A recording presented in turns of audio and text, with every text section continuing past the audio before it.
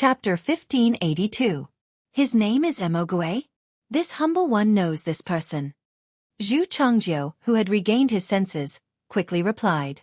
Okay, bring him in. Yang Qindong waved his hand, and Emogue, who was pale, was carried into the yard and stood in front of Xianxia. Xianxia had indeed taken poison. The special forces were still a step too late and did not manage to save him. But even so, Yang Qindong still needed to confirm this person's identity. Once he was sure, he might be able to obtain some information by searching for this person's identity. Yes, he's the mysterious man. Xianxia didn't know Emogue's name, but he had seen him before, so he recognized him immediately. All right, thank you. You can go and rest now. Yang Qindong nodded. His gaze fell on the dead Emogue as he spoke regretfully. He was so close to catching this person. If he guessed correctly, this person should be the mole who reported Xianxia's situation to Zhu Huichun. But he didn't know who ordered him to do so. Yang Qindong had a good memory. He thought about it carefully. It was definitely the first time he saw Emogue. It made sense. The mole was so careful that he couldn't find any clues even after investigating for a long time. Why would he send someone to contact Zhu Huichun? Come, take care of this person's body and get someone to draw a portrait. Yang Qindong still hoped that someone could recognize Emogue. Maybe there would be new clues. Sixth young master, our people found this radio in Emogue's yard. Tai Hu appeared, holding a dark green iron box. Oh! Yang Qindong's eyes lit up. Every radio station was a big warehouse item. When it was distributed, it had a serial number and was kept. Perhaps he could find some clues from this radio station. For example, the number 9826 was written at the bottom of the radio station. This was an important clue. Yang Qindong asked Tai Hu to keep it well and hand it over to Bureau Chief Yang San so that he could investigate it.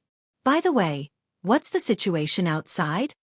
Before Zhu Huichun disappeared, there was a big fire in the mansion. Everyone in the city must know that the mansion was in danger. If there were reinforcements, they should be here soon. Our brothers are watching outside. They haven't reported back yet, so there shouldn't be any reinforcements, Tai Hu replied respectfully. No reinforcements? Hee, then there shouldn't be any. After Yang Qindong heard this, a smile appeared on his face. Although it was already dark, it was impossible for the prince's mansion not to attract attention when it first caught fire and was followed by billowing smoke. If there were reinforcements, they would have been here long ago. But it had been half an hour, and no reinforcements were still not here. Which meant there was a big problem. It would be best if there were no reinforcements. Even if there were, Yang Qindong would not be afraid. So this problem was quickly put to the back of his mind. He looked at Tai Hu and said, Don't worry about the outside. Hurry up and find the secret passage or the basement. This king has a feeling that Zhu Huichun is still in the yard. He hasn't gone far. The reason why Yang Qindong dared to make such an assertion was naturally because he saw the location of the three provinces' king palaces. This was the central area of the city. The people living nearby were either rich or noble. If it was just digging a secret passage in the mansion, it could be done quietly as long as he was careful. But if he wanted to dig it out, it would be too difficult to not alarm the rich who valued safety. In addition, Zhu Huichun's position as the king of the three provinces was still very stable.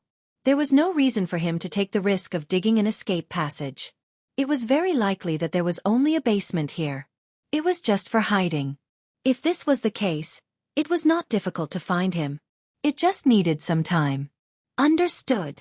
After receiving the order, Tai Hu, who was in charge of the special forces, began to search the courtyards one by one. As long as there was a trace of suspicion, they would dig 3 feet into the ground to take a closer look. Let's not talk about finding the passage first. Let's talk about General Meng Nang, who was also in the city. This general, who was entrusted with an important task by Zhu Huichun, was now standing on the wall of Yunnan Manor with a thoughtful expression. He naturally knew about the warning from the king palaces, but he did not send out troops to meet them. Speaking of which, Meng Nang naturally had his own reasons for doing this. For example, he suspected that there should be a trap waiting for him around the king palaces. Once he went, he was afraid that not only would he not be able to save people, but he might also lose his life. He was naturally willing to do such a risky thing. Of course, the most important point was the second point, which was that Meng Nang was dissatisfied with Zhu Huichun. Meng Nang was previously under King Min Zhuang, Zhu Huichun. At that time, Zhu Huichun was only King Guangtong. Later, this person rebelled, killed his own brother, and set up his own house. Meng Nang followed him, but he was still only a general.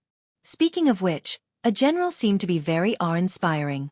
But in fact, those who understood the military structure of the three provinces knew that Zhu Huiyu had personally appointed several great generals, such as Yunnan's great general Luo Guan, Guizhou's great general Jiang Wuqing, Guangxi's great general Bai Kuan, and so on. Meng Nang was also a general, which made him dissatisfied. No matter what, he had the merit of supporting the emperor.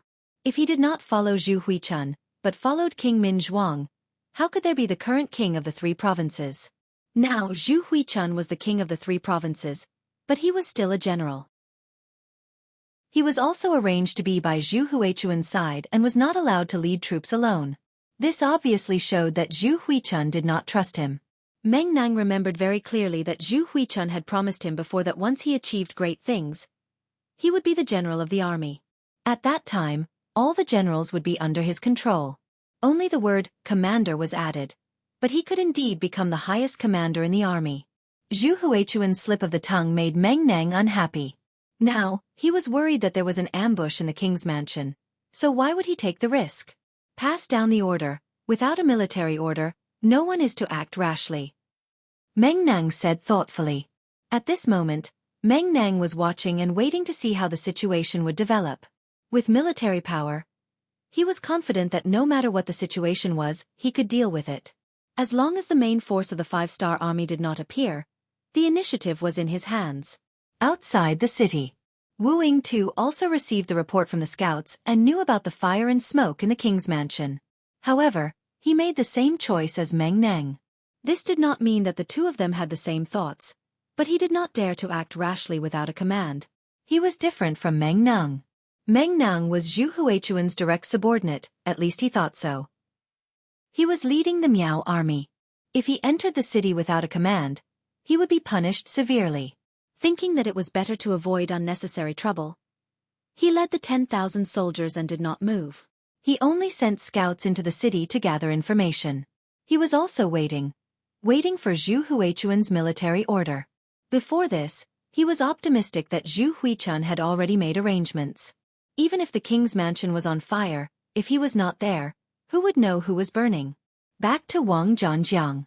At this moment, he could not even protect himself. The development of the situation was completely out of his expectations. The king's mansion that was in charge of his security had rebelled. Not only that, even General Kai Wenju was killed in the chaos. Without the help of the king's mansion, more and more civilians rushed in front of his army. After a round of fighting, the number of soldiers under Wang Zhanjiang's command was constantly decreasing. Originally, there were close to 20,000 soldiers, but now, not even half of them were left.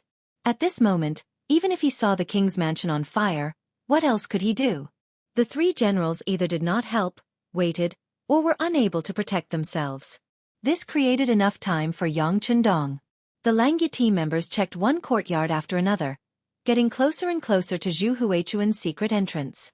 In the secret underground room, Zhu Huichun did not have a radio, so he did not know what was happening outside. He was optimistic that as long as he wasn't caught by the five-star army, it wouldn't be long before the emperor's army appeared. Then, the prince's mansion would be taken back and he would be safe. Humph, I did not expect this Yang Chendong to have a trick up his sleeve. He actually wants to catch me. Just you wait, after this king quells the chaos, I will definitely cut you into pieces. Even in the secret room, Zhu Huichun was still cursing Yang Chendong, venting his dissatisfaction. The only one standing at the side, Chen Tian, also had a look of resentment. However, he saw deeper than Zhu Huichun. He said fawningly, "Your Majesty, actually, it is not entirely a bad thing that the king's mansion is under attack. At least this Yang Chendong has revealed all his trump cards. Once our army surrounds the king's mansion, at that time, he will not have any tricks up his sleeves. He will really be at our mercy." Haha, well said. Zhu Huichun burst into laughter after hearing these words. However, Chen Tian also expressed his worry. Your Majesty, I am afraid that Yang Chendong will not be able to find Your Majesty. In his desperation, will he vent his anger on the people in the king's mansion? He won't. On this point, Zhu Huichun was very confident. This was also the reason why he only brought Chen Tian to the secret room and did not bring his family. He said confidently, if Yang Chendong dares to harm my family, then his reputation will be tarnished for thousands of years. In this way, he will have no place to turn over. Furthermore, if he can't find this king, what is the use of taking my family? There's no way he doesn't understand this. This was the current situation of the Great Ming Dynasty, or rather, the current situation of the Han people under the influence of Confucianism. Here, the emphasis was on not harming the family. Chapter 1583. For Yang Chendong to have such achievements today, even if he were to die now, history would record him in detail. After all, he had shown the might of the Han people, which was worthy of affirmation. On the other hand, if he really touched Zhu Huilio's family, he would be completely morally stained. If that really happened, he would not be able to rest in peace even if he died. His family and loved ones would be ashamed of it. It was because he had thought this through that Zhu Huilu was so confident. That's good. If that's the case, the king has nothing to worry about. The king will definitely win. Chen Tian was also relieved. He was really afraid that Yang Chendong would not be able to defeat the enemy and would act against the families of the three provincial kings. However, after thinking about it carefully, the advantages outweighed the disadvantages. As long as Yang Chendong still had a shred of rationality, he would not do such a thing. Hearing the slogan that the king will definitely win, Chen Tian laughed out loud. All right, let's see how Yang Chendong is captured alive or how he dies. Does he really think that he can turn the situation around after taking down the prince's mansion? This proves that he can't hold on any longer. This is just his last act of madness. He is definitely going to lose. Yang Chendong, who Zhu Huilu thought was going to lose, was currently sitting on the throne where Zhu Huilu sat, quietly listening to Tai Hu's report. Sixth young master, the 10,000 Miao soldiers outside the city did not act rashly because they did not receive any orders and did not know what was going on here. Actually, this is normal. However, why is that General Meng Nang also not moving? This is really hard to understand. Tai Hu looked as if he was asking for advice. After all, it was a rare opportunity to learn from Yang Chendong directly. Yang Chendong also thought highly of Tai Hu. If there was an opportunity to teach him, he would not be stingy. He first smiled, then said, the development of everything in the world is not the same. Everyone has their own selfish motives. Obviously, this Meng Nang also has his own thoughts. Before figuring out why the prince's mansion was set on fire, he will not act rashly. I think he is afraid of falling into our ambush and wants to wait for the best price. But Zhu Huihua was his king. If his king was in trouble, shouldn't his subordinates immediately send troops to save him? Isn't he afraid that Zhu Huichun is really fine and will come back to settle old scores with him? Tai Hu still didn't understand. Yang Chendong said patiently, if it were any other time, of course I would be scared. But now was the most chaotic time. Moreover, if Zhu Huiying is fine, then something must be wrong with this prince. If that is the case, Xianxia will definitely be in chaos. If Zhu Huilu wants to take advantage of this opportunity to gain benefits, he must have people around him. Meng Nang knows this and knows that he is still valuable, so he is not afraid that Zhu Huilu will turn against him. So that's how it is. Tai Hu finally understood. Then he smiled and said, but it's a pity that he doesn't know that not only is the sixth young master fine, but only a little over 100 of us from the special forces managed to take down the prince's residence. He's going to miss such a good opportunity to serve the emperor and perform well. Haha, that's right. Yang Chendong shared the same opinion. The prince's residence was not the courtyard he lived in. Because it was small, it was easy to defend. The prince's residence was big and had many walls. If Meng Nang led the army here, it would be impossible for him to defend this place. The best result would be for him to leave with his men. In this way, he would lose the chance to capture Zhu Huilu alive. It could be said that all his efforts would be in vain. However, Meng Nang did not seize this opportunity, which doomed the three provincial kings to defeat. While the two of them were still talking, the special forces on the other side were not idle. Other than leaving the necessary people to guard the 3 gates to prevent any accidents, the other members were carefully searching. Since Yang Chendong said that Zhu Huilu didn't run away, then he definitely wouldn't run away. As long as they searched carefully, they would definitely find the entrance to the secret passage. That would be the time for Wolf Fong to perform a meritorious service. Every member of the team was searching attentively, not wanting to leave any corner unturned. Among them, Skinny Monkey's movements were the fastest. Looking carefully, the members of Wolf Fong were all tall and strong. In comparison, Skinny Monkey, who weighed less than 50 kilograms, was an exception. However, not only did he become a member of Wolf Fong, but he was also the leader of Wolf Fong, Iron Tiger. This was because he had real skills in other aspects. For example, he was the one who entered the prince's residence to investigate. Relying on his small body, his qinggong was very good, and he was also very agile. He was very suitable for spying. His skills were not difficult, but he also knew a lot of unorthodox ways. One of them was tomb raiding. Before joining Wolf Fong, he had followed others to rob tombs because of his small body. For example, he could squeeze into some narrow places. For this reason, he was more familiar with the structure of the underground secret passage than the other members. He led a small team of 10 people to search one house after another. His hand tapped on the first floor to see if it was different from the other floors. In this way, in a short period of time, when the others only searched 2 or 3 houses, he had already searched 7 or 8 houses with this method. Finally, he stepped into the house at the secret entrance. This was a storage room, and there were all kinds of daily necessities inside. A room like this looked no different from any other room.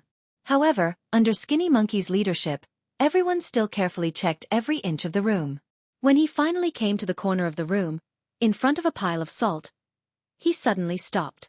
A faintly discernible shoe print was right below the salt bag. If it wasn't for the light of the torch, he was afraid that this oversight would have directly swept past it. "Has anyone been here before?" Skinny Monkey squatted down and asked the other members. Someone must have pushed the door open to check, but no one would search this corner. One of the team members answered aloud. "Hee hee, this is interesting." Skinny Monkey agreed with this answer. It was because of this that his eyes became brighter. "Someone, move this salt bag away. Be careful." Skinny Monkey was their captain. After the captain gave the order, a member immediately came forward and moved the salt bag away, revealing a flat ground. Just from the appearance alone, it was impossible to tell that it was different from other places. If this is the entrance, it's really ingenious. The Skinny Monkey-like man smiled with great interest. Then he leaned forward and gently knocked on the floor a few times. A few echoes sounded, making a slightly crisp sound. This sound was completely different from the dull sound of knocking on the ground. When this sound came out, Skinny Monkey's smile became wider, then he said with a very confident tone, "Go and call more people here. There's something here." This was also why Skinny Monkey was cautious. If the 3 provincial kings were really hiding here, in case there were any ambushes or traps, his group of 10 people was still too small.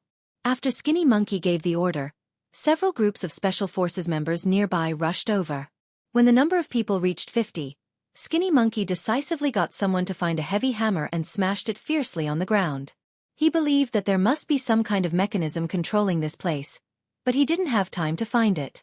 He could only use the simplest method, violently smashing the door. Dang dang dang. Dang dang dang.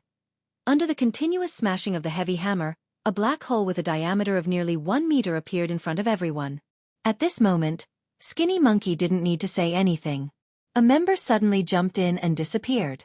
In the underground secret room, Zhu Huiqi and Chen Tian were still talking about the outside world. From their conversation, they had already determined that the reinforcements were about to arrive, and they should be getting closer and closer to getting out. At this moment, a sound came out, causing Zhu Huiqi and Chen Tian's faces to gradually turn ugly. Obviously, they had thought of something, but before they could do anything, the crashing sound stopped, and a figure appeared in their sight. Then, the Skinny Monkey-like figure jumped down and came to Zhu Huiqi and Chen Tian. Skinny Monkey had naturally seen Zhu Huiqi and Chen Tian before. When he saw the 2 of them, he couldn't help but grin. Capturing the 2 of them would definitely be a great achievement. Skinny Monkey suddenly appeared in the underground secret room from the sky, giving Zhu Huiqi and Chen Tian a shock. They didn't think that someone would discover their underground secret room. It should take a long time and extraordinary ability to find them. Not to mention whether or not the 5-star army had such talents. They had only occupied the 3 provinces with a small number of soldiers. Now, they should be facing the various armies that came to rescue the emperor. How would they have the time to look for them? On the bright side, the 5-star army that occupied the prince's mansion should have been surrounded by the emperor's army, or even killed. But what was going on now? At this moment, both Zhu Huiqi and Chen Tian's faces were very ugly. Chen Tian even intentionally rubbed his eyes. Obviously, even now, he still didn't think that all of this was real. Hee, the two of you don't have to doubt. You are now our captives. Of course you can resist, but the consequences, will be very serious. Skinny Monkey said as he took out the military knife in his hand and played with it. It was as if he was saying, "If you dare to act rashly, I won't be polite."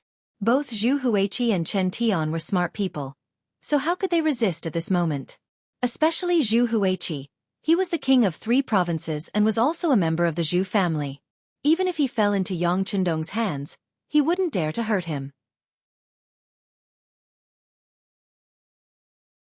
Chapter 1584.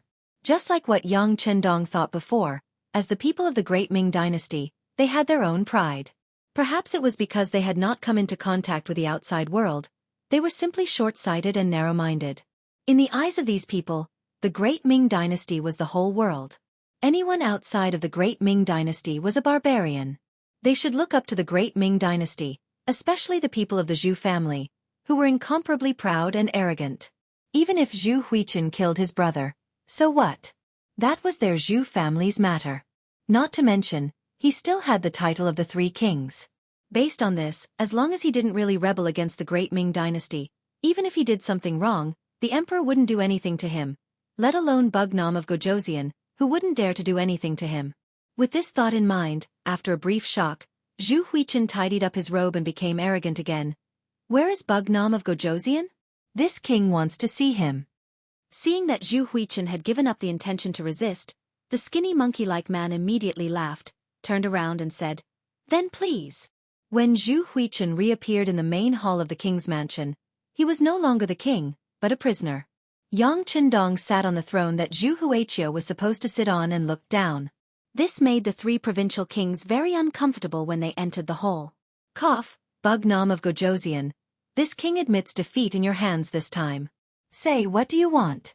Of course, this prince will consider giving Yunnan province to you, but that's all. As for Guizhou and Guangxi, they will still belong to this prince. This is the biggest concession I can make. You should also know that the Southern Ming Dynasty will not agree to more. After entering the main hall, Zhu Huiqin said to Yang Chendong in a warning tone, giving people the feeling that Bugnam of Gojoseon had taken advantage of him. He.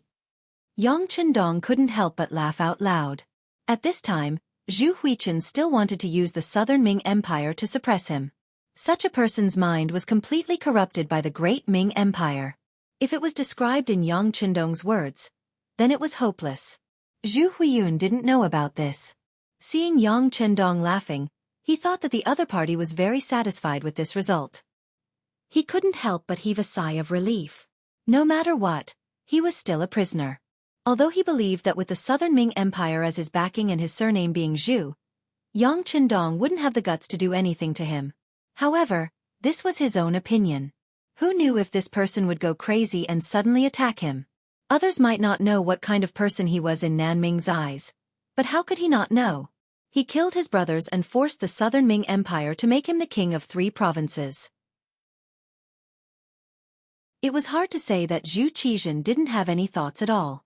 Perhaps he could borrow Yang Chendong's hand to kill him and Zhu Qizhen might even be happy. Alright, since that's the case, please send someone to send this prince out of the city. Don't worry, since this prince has lost this time, I will admit defeat. I won't send anyone to seize Yunnan province.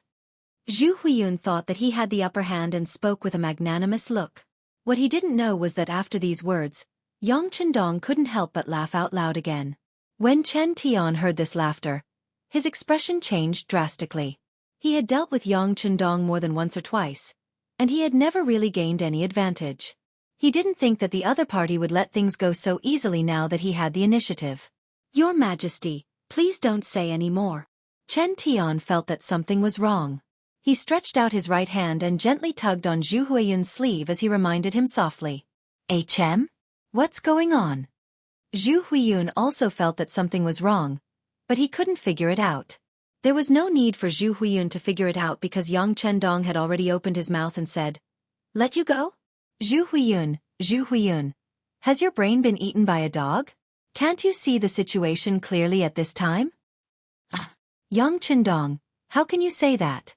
I'm a member of the Imperial family with the surname Zhu, and I'm also the Southern Ming Emperor's king of the 3 provinces. How can you slander me here? Are you not afraid of angering the Southern Ming dynasty and sending an army to destroy you? When he spoke to this point, Zhu Huiyun's voice unconsciously dropped a lot. In terms of righteousness, Yang Chendong was a subject of the great Ming dynasty.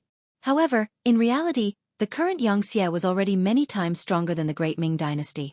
It was just that some people were unwilling to admit it. Then there was the problem. Even if Yang Chendong really did something to Zhu Huiyun, what did he do? Would the Southern Ming dynasty start a war with Xianxia because of this matter? Not to mention whether they could win or not, in the eyes of the Southern Ming dynasty, Zhu Huiyun was not someone to be trifled with. He was not much different from a traitor. They probably wanted the two of them to fight, so how could they meddle in other people's business? This was also the reason why Zhu Huiyun's voice was getting softer and softer. After saying this, his aura was no longer as strong as before. Humph. Seeing that Zhu Huiyun had become more obedient, Yang Chendong began to flip out. Zhu Huiyun, who do you think you are? If you didn't have a good family, what are you now? For power, you even killed your own brother and brother. Aren't you afraid that you won't be able to enter your ancestral grave after death? Aren't you afraid that they are waiting for you on the ground with resentment? Zhu Huiyun, this time, you invited this king to discuss matters. You said that as long as this king came and expressed his sincerity, you would give the 3 provinces to this king.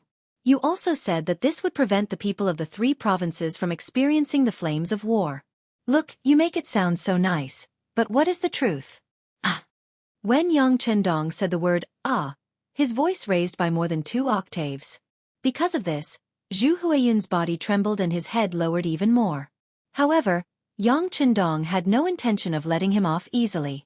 He continued to say, the truth is, ever since this king entered Yunnan Manor, you have always wanted to kill this king.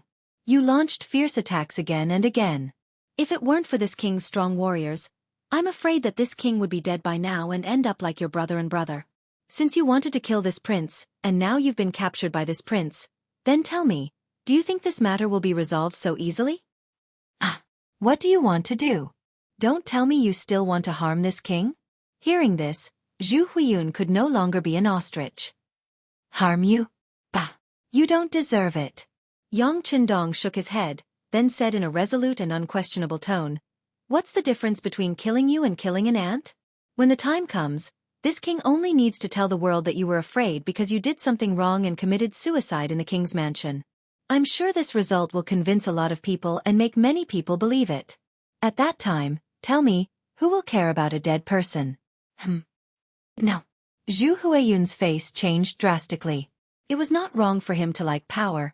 In order to obtain power, he would do anything and kill countless people. However, this did not mean that he was not afraid of death. Killing others and being killed by others were 2 completely different concepts and results. What's wrong? Are you afraid? Seeing Zhu Huiyun's pale face, Yang Chendong knew that he had warned him enough.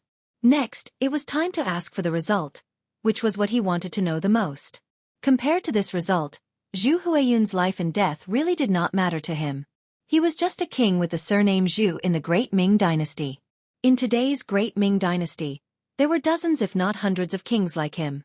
However, many of the kings were just in name. Not many people had the military power of 3 provinces like Zhu Huiyun. So what if he had the military power of 3 provinces? For Yang Chendong, who had already occupied Eastern Europe, the grasslands, Southeast Asia and Central Asia, these 3 provinces had never been in his eyes. Zhu Huiyun, this king just wants to tell you that killing you is like killing an ant to this king. It's not a problem at all. Of course, if you can cooperate with this king and tell me everything you know, this king can still consider sparing your life. This. Yang Qindong threw out an olive branch, but Zhu Huiyun did not immediately agree. He was still wondering if Yang Qindong was trying to scare him. Without getting an answer immediately, Yang Qindong's eyes flashed with anger. Then his gaze fell on Beta Persei beside him. The two had been together for many years and had already formed a certain tacit understanding.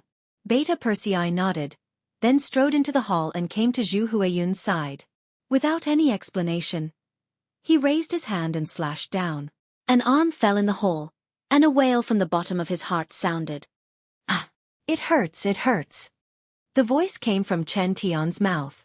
The slash just now had cut off his left arm. This sudden slash was completely out of Zhu Huiyun's expectations.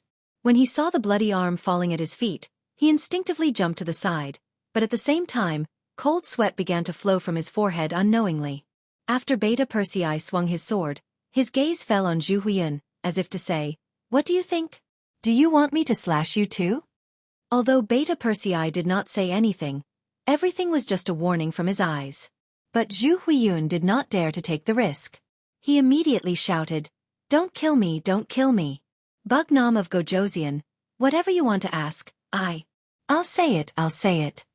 In fear and horror, Zhu Huiyun did not even have the courage to call himself this king. Yang Qindong smiled with satisfaction and said, "This prince will give you a chance. Tell me about Mo Gue. Who is his master?" Mo Gue nodded. Yang Qindong didn't know what to say, but he didn't know what to say. Chapter 1585.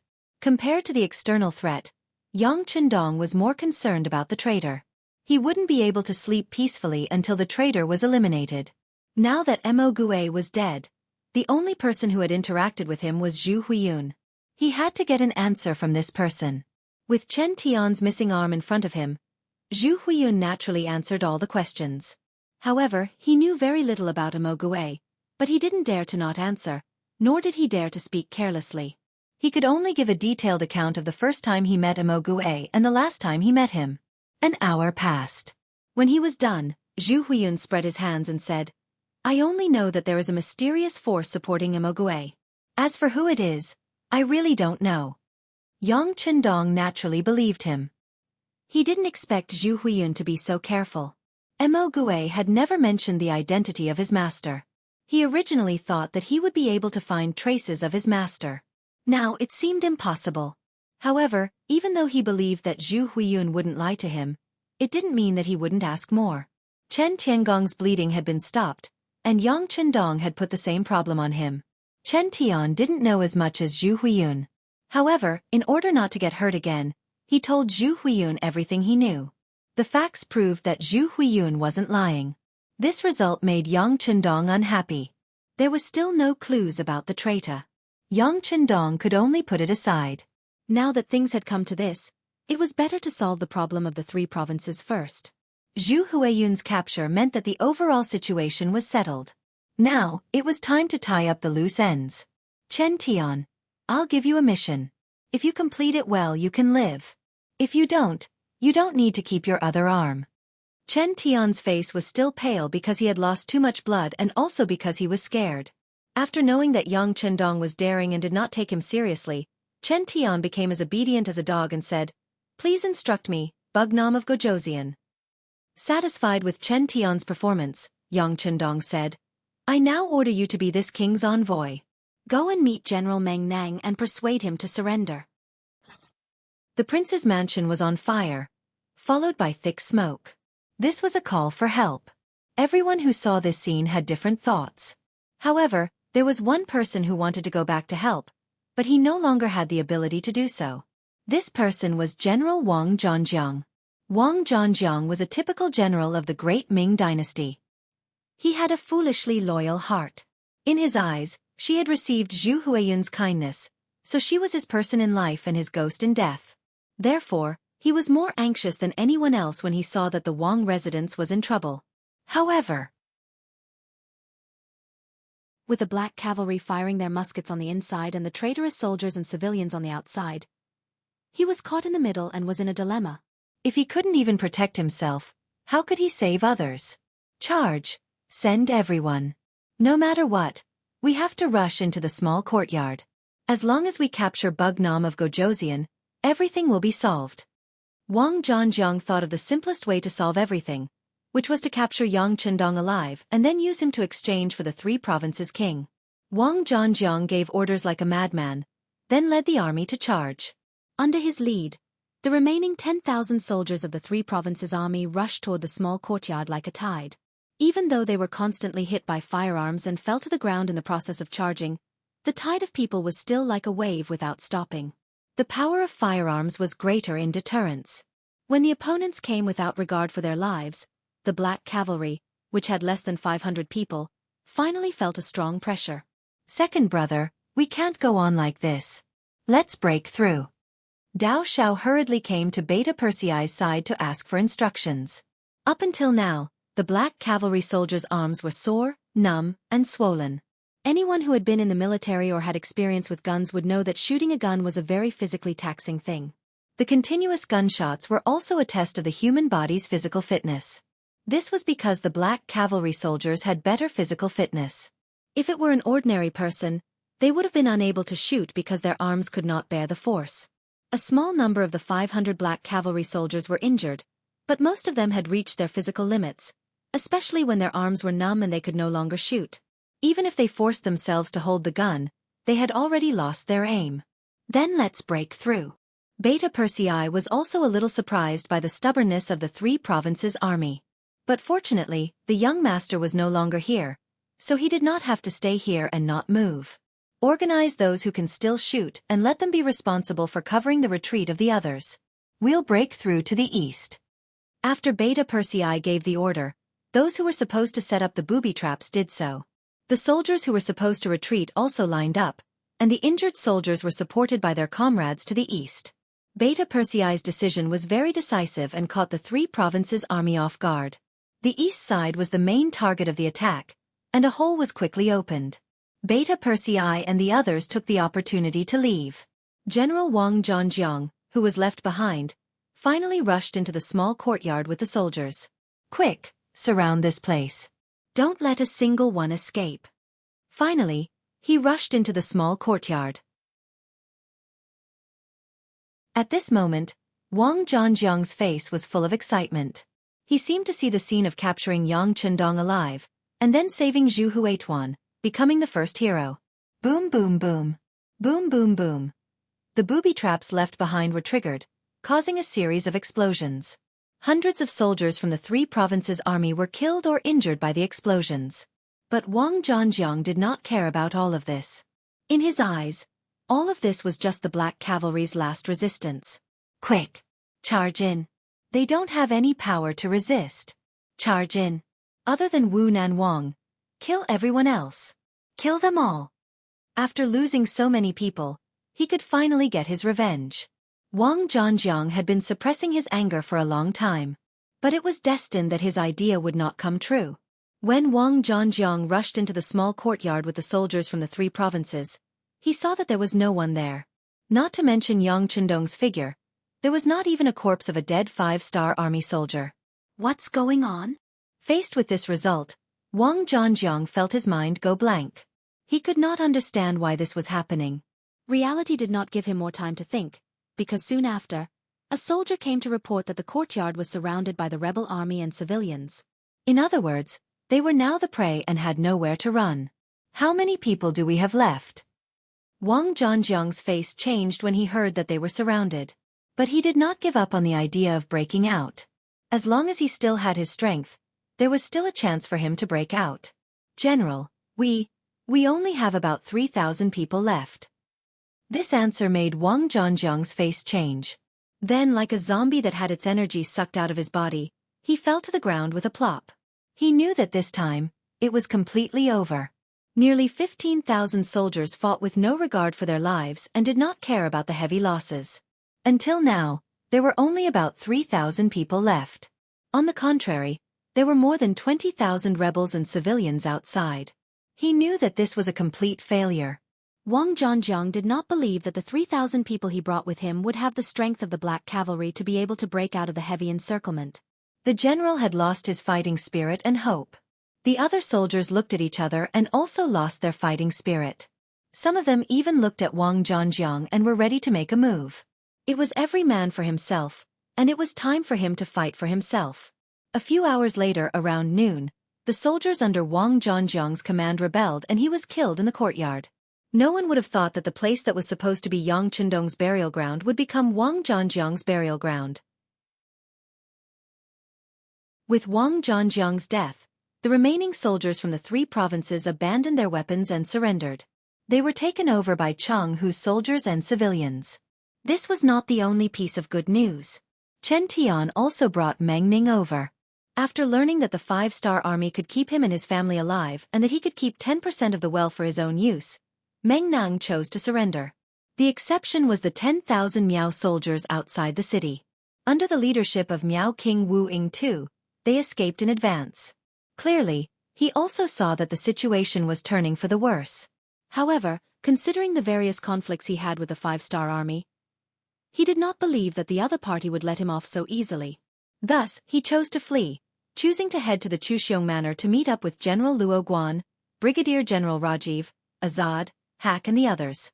In just one night, Yunnan Manor changed hands. The original owner, Zhu Huihua, became a prisoner and Yang Qindong, who was surrounded and killed, became the owner here. Beta Persei rushed to Yang Qindong with a telegram and reported, "Young master, the latest news is that 80,000 enemies have appeared in the west of the city. They are heading towards Yunnan Manor. If there are no accidents, they will reach the west wall in 2 hours." Previously, Beta Persei led the Black Cavalry to break out of the encirclement and then met up with Commander Jianghu and the others who were outside. Then, he came to the 3 provinces and walked to Yang Qindong's side. It was also because of Beta Persei's timely breakout that the Black Cavalry did not suffer any major losses. After a few days of fighting, the 500 Black Cavalry only lost 3 people in battle, and more than 20 were injured. Most of the soldiers were just overly tired. Once they had enough time to rest, they would immediately be full of energy. 80,000?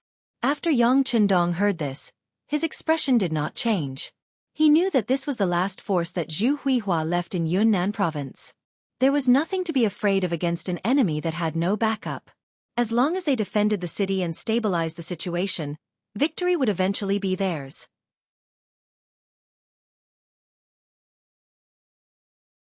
Chapter 1586. How many people can we mobilize? Yang Qindong asked Beta Persei, thinking that they would need an army to defend the city. "Young master, we have about 40,000 soldiers at our disposal. Among them, 30,000 are surrendered soldiers. However, not many of them are capable of fighting. There are also several tens of thousands of commoners. If we call upon them, they can also go up the tower to help."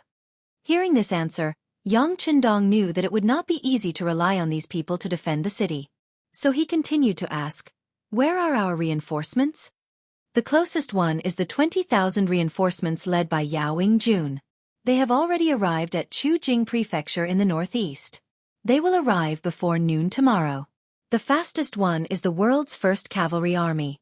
They have already passed Yuanjiang Prefecture. If there are no accidents, they will arrive tomorrow night. There are also the other main reinforcements. They will arrive in about 2 to 4 days." Beta Persei reported to Yang Qindong with the timetable calculated by Wang Shan. "So, we can only rely on ourselves from today until noon tomorrow?" When Yang Qindong said this, the corner of his mouth trembled slightly. He thought to himself, "This is good. Let the people here see the cruelty of war and let them know that peace is not easy to come by."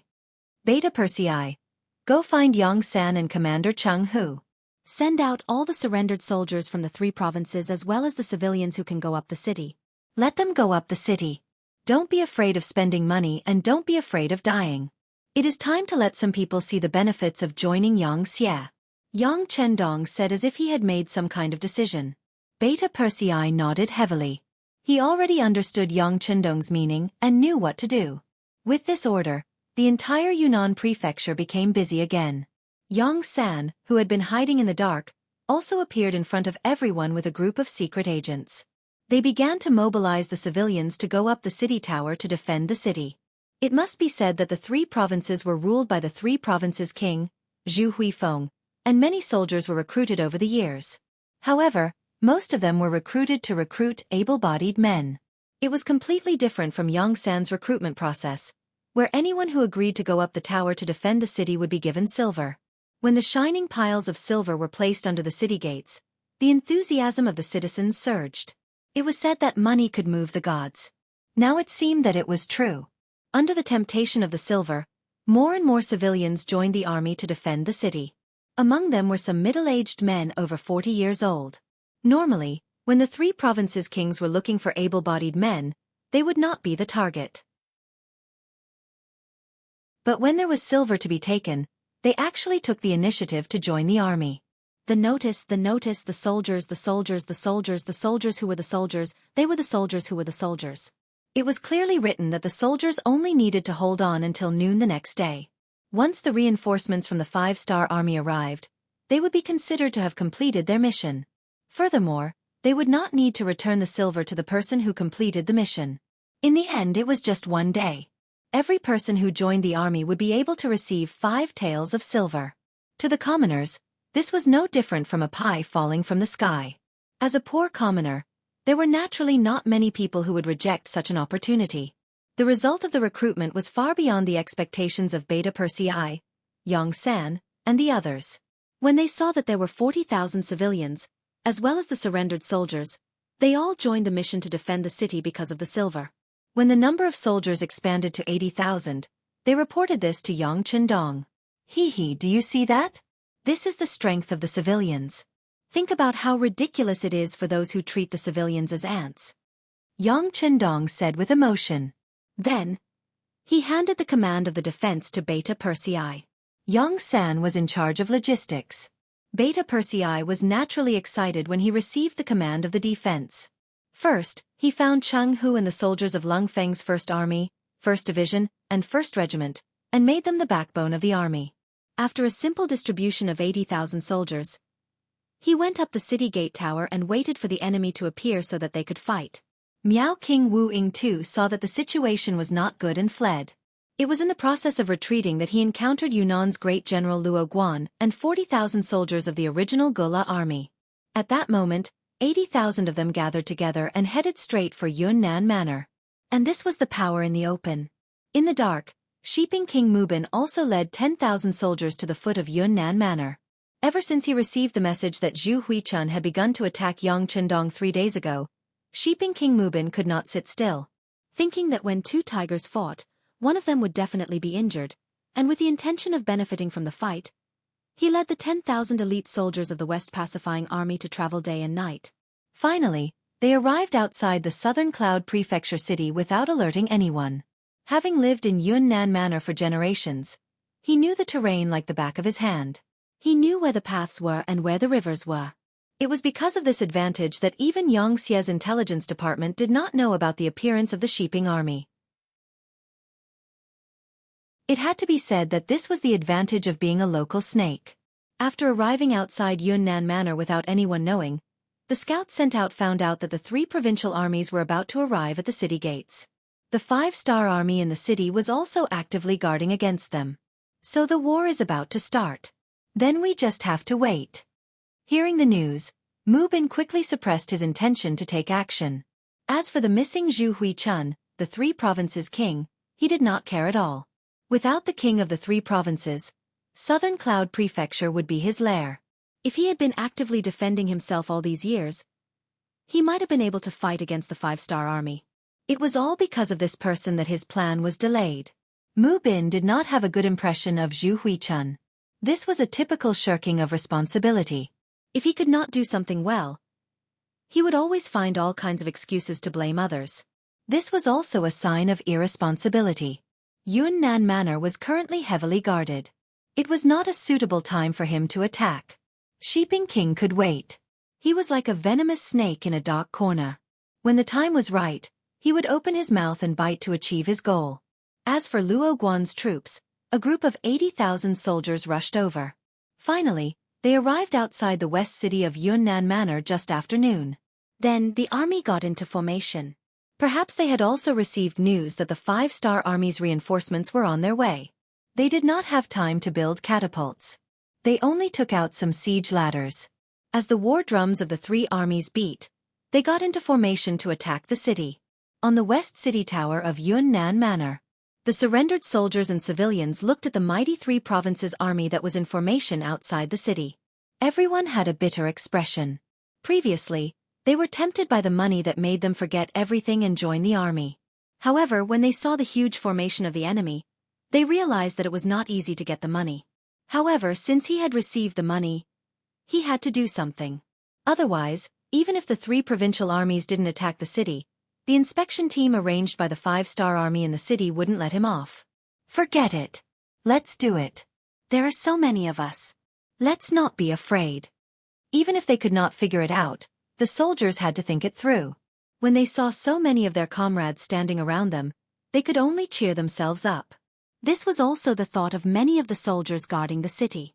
Beta Persei and Xianxia also saw this scene. Ha ha! Xianxia laughed and said to Beta Persei, "Second brother, it seems that the morale of your soldiers is a little low." They are all new recruits. Many of them have not even seen blood. It's not a big deal for them to behave like this. Beta Persei said magnanimously. Although the morale of his 80,000 soldiers was indeed low, Beta Persei was not worried that the three provinces army outside the city would attack the city. After all, the military strength of both sides was basically equal. In addition, they were the ones defending the city, so they had a natural advantage. Among the soldiers, there were the backbone of the Cold Front Regiment. The other party did not have heavy weapons to attack the city. No matter how he looked at it, his side had too much of an advantage. Seeing how confident Beta Persei was, Xianxia was not worried anymore. After reminding him that the sword had no eyes, he went down the city tower to prepare food. Zhu Huihua had done some good things. For example, there was a lot of food stored in the city's warehouse. This was originally for his recruitment and independence, but now it was all given to Xianxia. With these things, he could make incomparably delicious food. Presumably, under the stimulation of delicious food, the morale of the soldiers should also be improved. Okay, go and prepare more meat. I will use this to encourage the soldiers. Beta Persei naturally knew the importance of food to the soldiers. He smiled and sent Xianxia away. Then, he ordered someone to call Jianghu and instructed him that if the city tower was in danger, the backbone of the Cold Front Regiment would have to personally come out and kill the enemies on top of the city. Second brother, don't worry. It's only because the 6th young master didn't allow firearms. Otherwise, we wouldn't even need these people. Our Cold Front Regiment alone is enough to defend the city without losing it. If it's done well, we can even launch a counterattack. Jianghu replied confidently. Haha, I know your Cold Front Regiment is powerful. However, the 6th young master also wants these people to see blood. Sometimes, no amount of education is as good as experiencing it yourself. So, let's not use firearms. Unless the situation is out of our control, tell the soldiers that no one is to use firearms. Beta Persei of course knew how powerful the Cold Front Regiment was. This regiment, which was called a typical regiment by the outside world, was only second to the Black Cavalry in terms of combat ability. The city tower was ready. The soldiers of the three provinces outside the city also launched their attack. They already knew that the defenders were made up of surrendered soldiers and ordinary civilians. There were no real elite forces like the 5-star army. This made them feel relieved.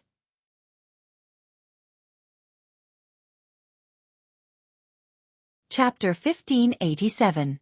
The 5-star army had fought battles all over the country and had already made a great name for themselves. If it was the 80,000 5-star army here, they would have already fled without even fighting. However, the 80,000 surrendered soldiers and commoners were completely different. In their eyes, they were a proper army. If they couldn't even defeat these 5-star army, then all their training would have been in vain. Therefore, when they charged, the might of the three provinces' army was still very fierce. They didn't care about the arrows that were shot down from the city tower. They charged up the city walls with minimal losses, then set up countless scaling ladders and began to attack the city. Commoners who hadn't been trained could only shoot arrows. As for how far they could shoot and whether they could hit people, it was still too extravagant. Therefore, in the first wave of counterattack, the defending side didn't perform well. It wasn't until they saw countless scaling ladders on the city tower that countless enemies began to climb up with the help of the scaling ladders. When some of them were about to charge up, the defending soldiers became afraid. They didn't dare to imagine how many of them could survive in close combat. Don't panic. Take the prepared sleepers and throw them down. Quick.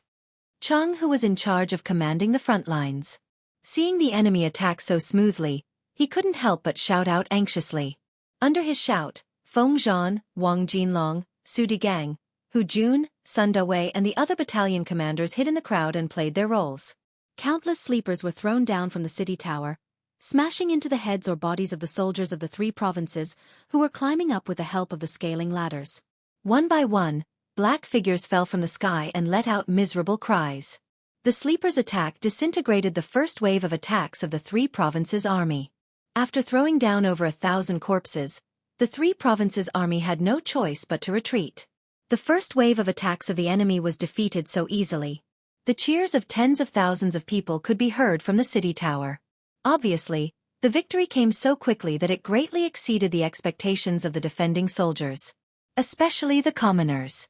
They were originally a little nervous, but now they realized that the battle wasn't as difficult as they thought. Their confidence began to swell and their morale began to rise. However, the experienced officers like Chang who did not let down their guard. They knew that this was just a probing attack by the enemy, and the bitter battle was still to come. Despite the failure of the first wave of attacks, the soldiers of the three provinces did not show any signs of low morale. It was just a probing attack. This was a common tactic. He really didn't know why the civilians guarding the city were cheering so enthusiastically. Those who didn't know would think that the enemy had eliminated their main force. That's enough. You've all seen it just now. The soldiers guarding the city have mediocre combat strength. The arrows they shot were weak and powerless. This kind of army can't possibly be a match for our elite regular army. So from now on, I ask everyone to buck up and unleash your strongest combat strength. As the one who led the most troops, Rajiv undoubtedly became the leader of the crowd. He looked at the other generals as he spoke, as if his words were military orders. Of these 80,000 men, Rajiv led 30,000 men, Luo Guan led 20,000 men, and Azad, Hak, and Wu Ying too led 10,000 men each. Thus, they managed to gather an army of 80,000, forming a sizable force. Because his country, Bangra, had already been destroyed by the five-star army, and his country had also announced its surrender. At this moment, Rajiv was already homeless. Now, he had no way to escape except to trust the king of the three provinces, Zhu Huihua. Until now, he still didn't know that Zhu Huihua had been captured by Yang Chendong. He still wanted to rush into Yunnan Prefecture, drive the five-star army out of here, and then find Zhu Huihua as soon as possible. Then both sides would cooperate. This way, he would have a place to live. All of this was due to Rajiv's own thoughts. As the king of the three provinces, even if he couldn't beat the enemy, he still had a way to save his life. Perhaps Zhu Huihua was now hiding in a corner of Yunnan Prefecture, waiting for him to rescue him. The generals were now homeless. Only by uniting could they form a joint force and not be easily bullied. It was under such circumstances that Rajiv took the initiative to stand up. No one had any doubts and were willing to listen to his command. Now that Rajiv had given the order, everyone knew that under the current situation, they could only survive by taking down Yunnan Prefecture and saving Zhu Huihua. Therefore, no one had any objections and agreed to this decision. When the force was concentrated in one place, it was still very powerful. When the army launched another siege, it was no longer a probing move. Instead, it was a real assault. More and more soldiers rushed to the city walls and began to climb up using scaling ladders. More and more wooden sleepers were thrown down. This was not the first time they had used these ladders. Not good, the pillows are useless. After throwing out the wooden sleepers, many people found that the effect was not as good as they had expected. Although the three provincial armies also suffered casualties, they did not retreat. Instead, they continued to climb up the ladder. Many people began to panic. Don't panic, throw down the kerosene. Feng Zhan and the others in the crowd looked at the performance of the people and sighed. Fortunately, they were not soldiers under their command. Otherwise, they would have trained them well and let them know how red the flowers were. With this shout, countless kerosene was poured down from the sky and poured on the soldiers of the 3 provinces who were still under the ladders. Waves of mournful screams were heard. The siege, which had been going smoothly, could not help but stagnate. This was a real siege in ancient times. Without powerful heavy weapons like cannons, every time they wanted to attack a city, they would have to pay a heavy price. With the help of the kerosene, the 3 provinces were once again defeated. The people on the city wall could not help but cheer again. The 2 consecutive victories made them look down on their opponents again. However, what they did not know was that both the kerosene and the pillows were auxiliary weapons to defend the city. In the end, if they wanted to defend the city, they still needed to rely on force. As expected, after a short break, the 3rd siege began. This time, neither the sleepers nor the kerosene were intimidated by the soldiers of the 3 provinces. A small number of them began to rush up the city walls. For the first time, the 2 sides engaged in close-range combat. Because the 3 provinces were the ones attacking the city, there were not many soldiers who rushed up the city wall tower. In the end, they were all beaten down by the people and the surrendered soldiers. If not for this, in a one-on-one battle, the defending side would have lost. After a few consecutive charges, both sides suffered losses. When the sky turned dark, the 2 sides temporarily stopped fighting. They began to eat and accumulate strength. Xianxia, the chief steward in charge of logistics, came. Under his leadership and organization, countless women in the city got busy. They prepared a large amount of delicious food and sent it to the city gate tower. There were fresh soup and meatballs, which really filled the soldiers' stomachs. Everyone, eat your fill. There is plenty of food. Only when you are full will you have the strength to fight. When we win, everyone will be heroes. There will be even more delicious food waiting for you. Xianxia ordered people to carry the food up while encouraging everyone. The fragrance of the meat spread in all directions. When the soldiers smelled it, they involuntarily swallowed their saliva. All these years, it was said that the southern Ming dynasty ruled this place. However, in reality, Zhu Huixin, who held the military power, was the real ruler. He was a person who only had ambition and political means. He did not have the slightest idea of developing the economy. Under Zhu Huixin's rule, food had to be imported from Xianxia most of the time. It was easy to imagine what kind of life the people here were living. It was not an exaggeration to say that every year when spring came, even the tree bark would be gnawed off. Under such circumstances, it was easy to imagine the lives of the people. Not to mention eating meat, they had not even eaten rice for a long time. Now that the meatballs were brought up, whether it was the surrendered soldiers or the people, their eyes lit up. If not for the cold front soldiers watching from the side, they would have reached out to snatch them. Don't worry, don't worry. Everyone has a share.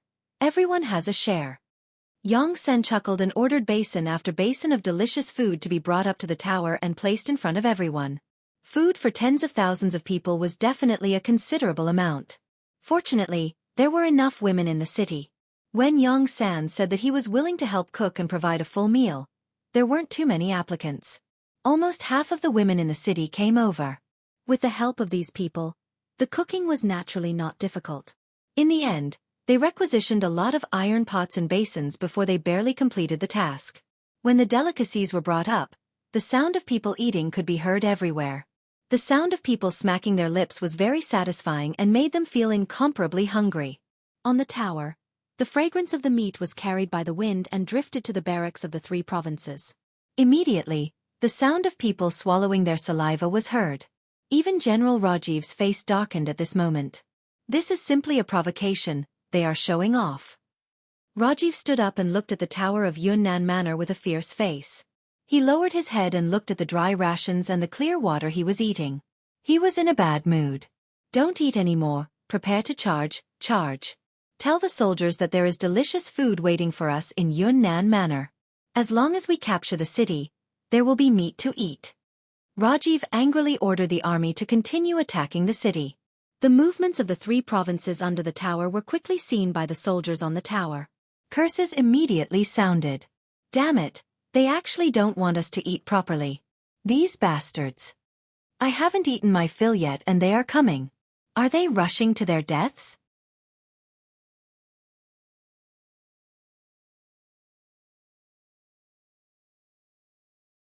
As the defenders of the city, they had also paid a heavy price.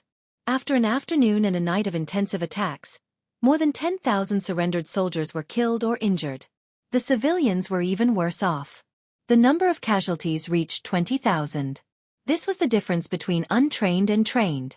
Those who had been trained would naturally be able to borrow strength and cooperate with each other. Those who had not been trained would only rely on their brute strength. If it weren't for Lang Feng's occasional attacks on the city walls, the city might not have been able to defend itself. Of course, this had a lot to do with the short amount of time they had to defend the city.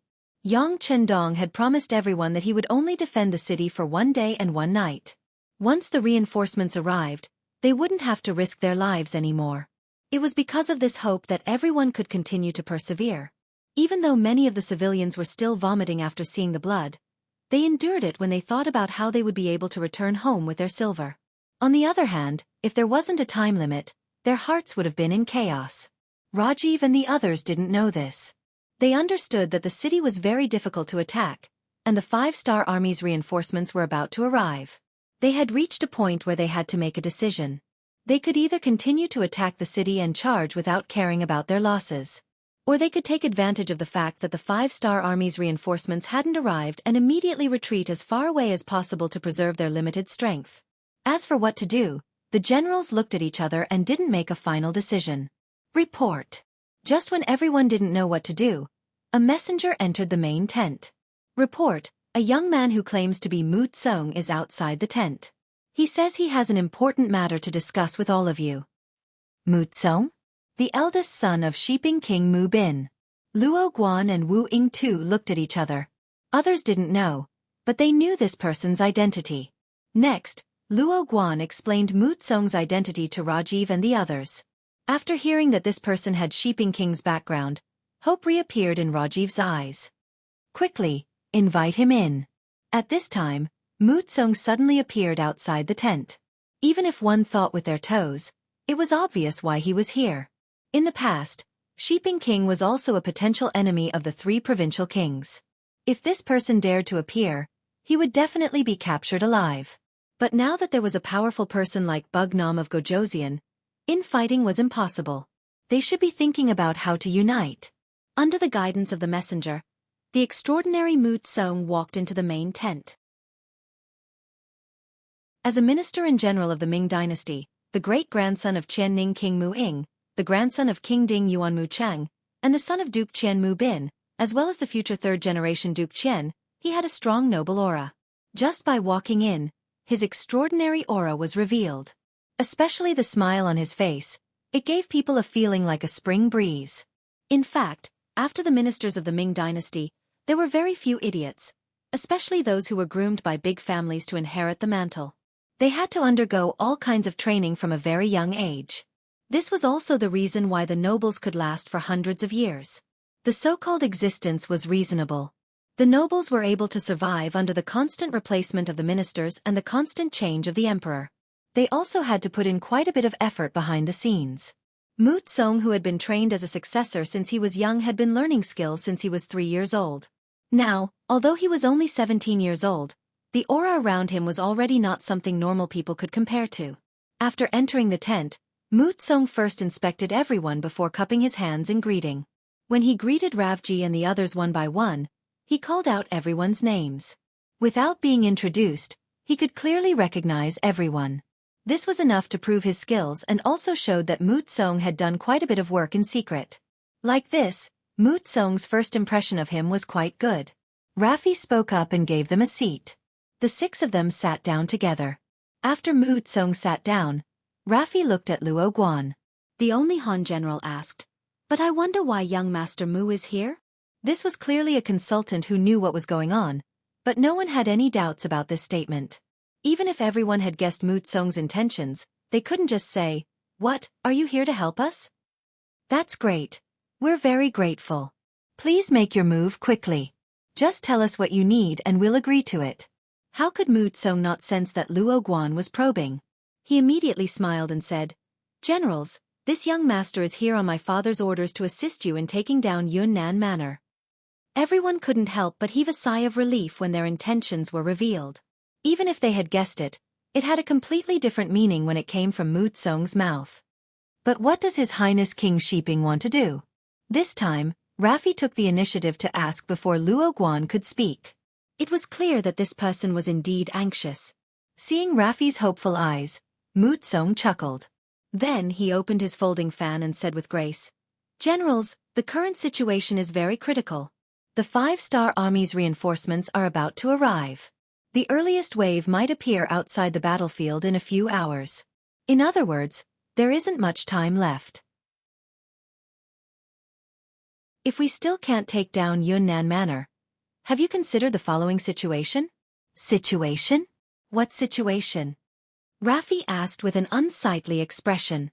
Seeing that the other party didn't want to face this question, Mu Tsong chuckled and said, "Generals, Bugnam of Gojoseon has already arrived at Yunnan Manor. The next step is to solve the problem of the 3 provinces. Now that the 3 provincial kings are still alive, it means that Bugnam of Gojoseon has no opponents here. Once the main force of the 5-star army arrives, with his personality, how could he tolerate the existence of generals here? I'm afraid a large-scale cleanup operation will be imperative at that time, right?" Everyone's expression sank. This was exactly what they were worried about. If they didn't consider this problem, they would have already retreated. Why would they be stuck in a dilemma here? Since no one objected, Mu Tsong continued, "Now that Bangla has been destroyed by Bugnam of Gojoseon and the 3 provincial kings are missing, everyone has become rootless duckweeds. If we don't think of a way to join a new faction, we can't think of any other outcome other than being destroyed." "Oh right. You don't have to think about where you can't go in the world. Hee, the truth is that other than Nanming, the surrounding areas have been occupied by the 5-star army. Even if you want to go, you don't have a direction." Rajiv's and the others' faces turned uglier and uglier as they listened to Lin Yun's words. Faced with this kind of humiliating words, they really wanted to object. However, they helplessly found that what Mu Tsong said was right. Even if they wanted to refute, they didn't know what to say. Everyone's silence was enough to explain the problem. Mu Tsong knew that the time had come, so he opened his mouth again and tried to recruit. "Generals, there are only 2 paths in front of you now. First, immediately surrender to Bugnam of Gojoseon and you might be able to keep your life. But forget about glory and wealth. To be honest, with your actions and the fact that you attacked the city, it's already good enough that you can keep your life. As for the second path, it's to join my banner. As long as you're willing to join, you'll be a general of Nanming. My father can guarantee your safety and your current position. After all, no matter how powerful Bugnam of Gojoseon is, he's still a subject of the Great Ming. How can a subject provoke his master?"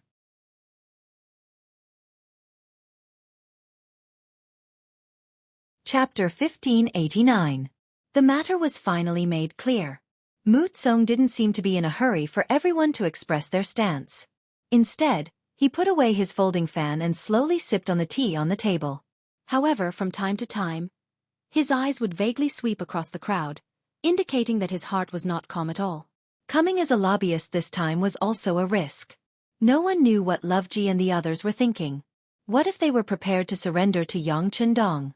Then wouldn't he be walking right into a trap and be captured to take credit? Although the possibility of this was very low, it was still possible. Therefore, Shiping King Mu Bin didn't agree to Mu Tsong coming as a lobbyist until Mu Tsong said it was a critical moment of survival. Yunnan Manor was where the Mu family had lived for generations. Without this place, they would have no roots, no weight, and no influence in the southern Ming Empire. For the Mu family's future, and to thank the great Ming Empire for their kindness to their ancestors, this risk was worth taking. That was why Mu Tsong appeared here. That was why he said those words. But in reality, his little heart was pounding rapidly. He was even prepared to die for a noble cause. Even if he died, he couldn't fall into Yang Chendong's hands and let Bugnam of Gojoseon use him to threaten his royal father. Mu Tsong carefully observed everyone. At this moment, everyone was seriously considering Mu Tsong's words. As he said, they really didn't have any other choice now. Disregarding everything else, it was indeed as the other party had said, they had no way out. If they couldn't take down Yunnan Manor and rescue Zhu Huiqiang before the 5-star army's main force arrived, then they really wouldn't have a place to live in the future. Could they rescue Zhu Huiqiang just by taking down Yunnan Manor? Who knew if this person was alive or dead, or had fallen into Yang Chendong's hands? If it was the latter, they probably wouldn't be able to find Zhu Huicheng even if they took down Yunnan Manor. In that case, what was the point of taking down Yunnan Manor? At the end of the day, they were determined to attack Southern Cloud Manor just to find a boss for themselves. In a place like the Great Ming Dynasty, where everything was particular about status, without Zhu Huihua's protection, their existence was unreasonable and everyone had the right to punish them. This also meant that their existence would not last long. But now, things were different. Mu Tsong was here. They had another choice, which was to become Shiping King's subordinates.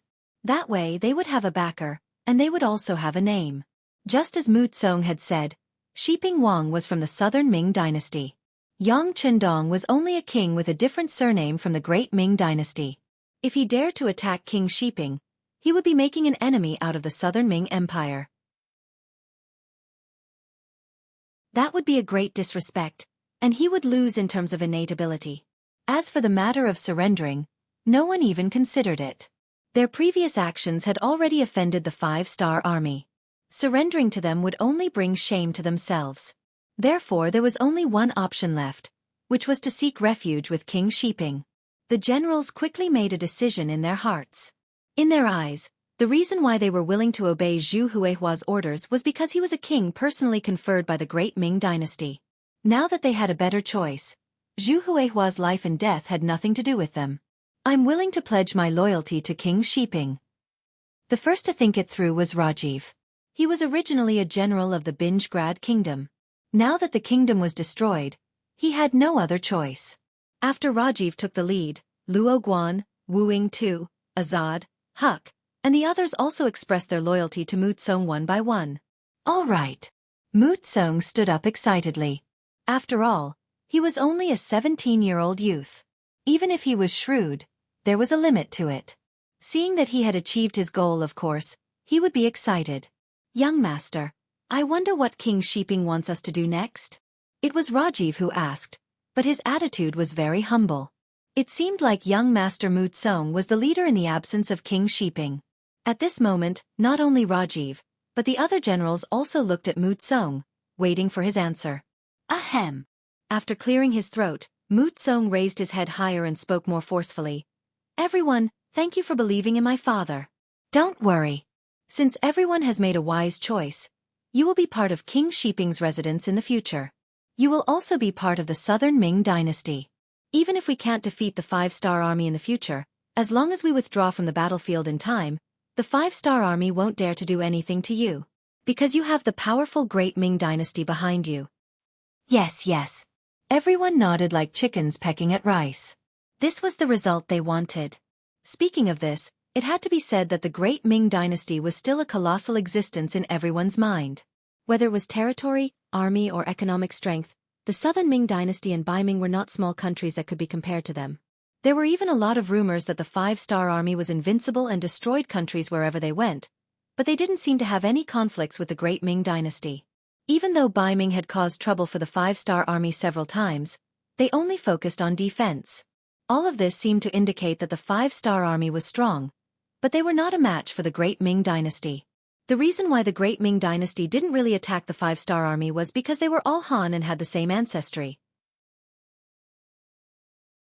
Secondly, the Great Ming Dynasty's national policy was that they wouldn't attack unless they were attacked. The 5-star army respected the Great Ming Dynasty, so everyone was at peace with each other. Otherwise, if the Southern Ming Dynasty or Baiming really wanted to attack, the 5-star army wouldn't be a match for them. Once this saying spread, it was seen as a golden rule by many people, especially since the 5-star army didn't come out to deny it. It was seen as the truth by many people. Therefore, to be able to join the king of Shiping's army was very tempting for Rajiv and the others. Back to the main topic, after getting Rajiv and the others to surrender, Mu Tsong told them the result of his discussion with his father. Everyone, my father's intention is to take advantage of the fact that we have the advantage of military strength and take down Yunnan Prefecture before the 5-star army's reinforcements arrive. We need to prove to the Southern Ming Dynasty that we are strong. Only then can we get more support from the Imperial court. At the same time, it's also a warning to Yang Chendong not to provoke us. Otherwise, he won't be able to bear the consequences.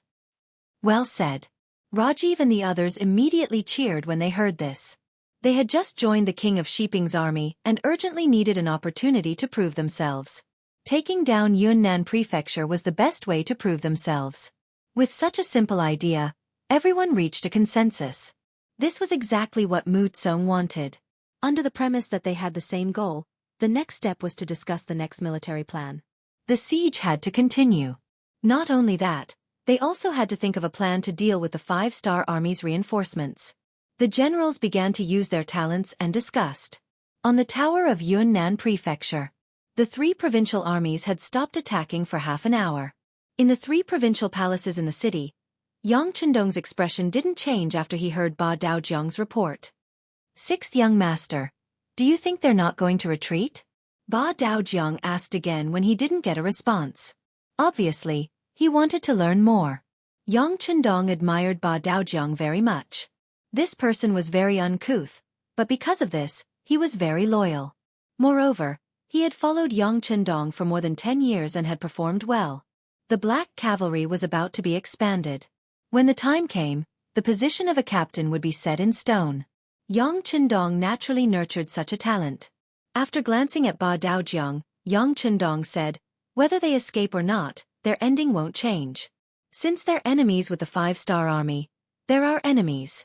Unless they surrender, they won't be able to escape our pursuit even if they run to the ends of the earth.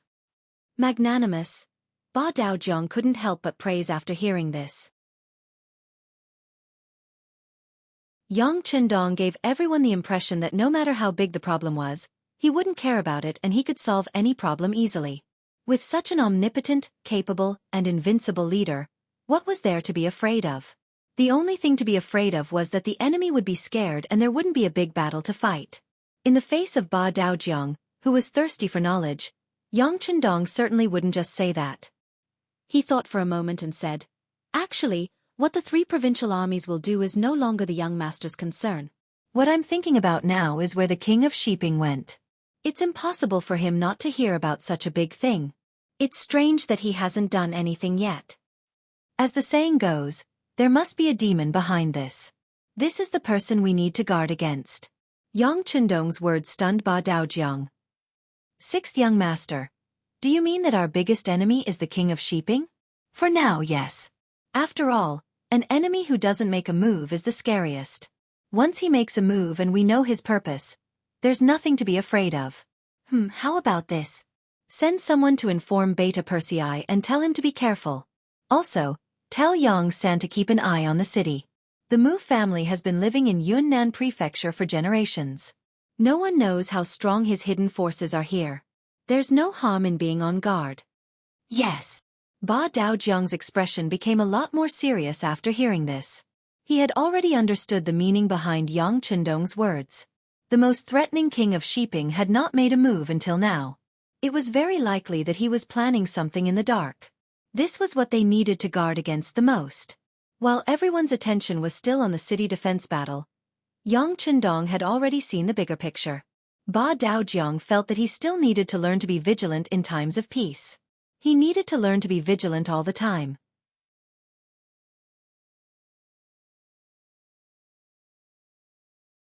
Chapter 1590. Just as Yang Chendong thought, a group of people were having a gathering in a rather large courtyard in the southern Cloud Manor. The courtyard was filled with people. If one looked carefully, one would see that their waists were bulging and they were all carrying weapons. At this moment, there was no one else other than the 3 great clans in Yunnan who could rise up such a force in the city.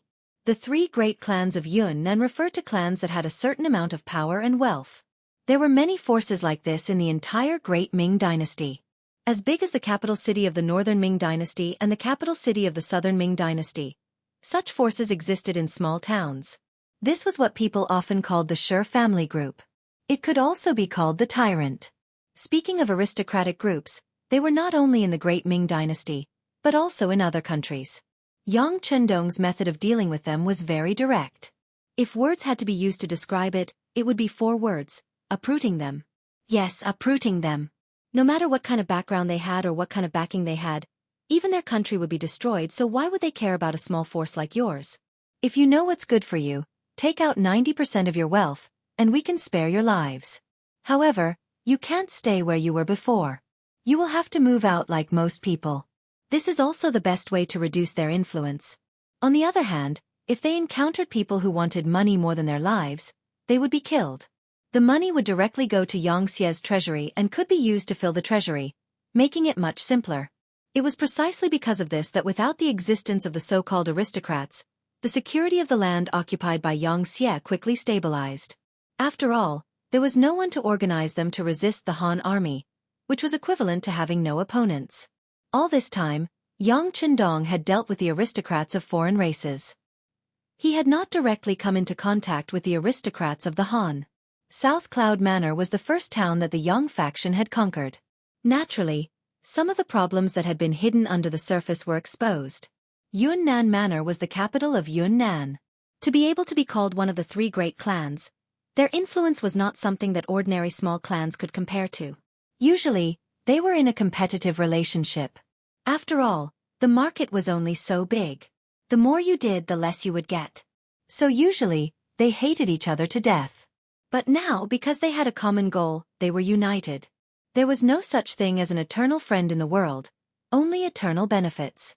The so-called three great clans were the Qin clan, Wang clan, and Li clan.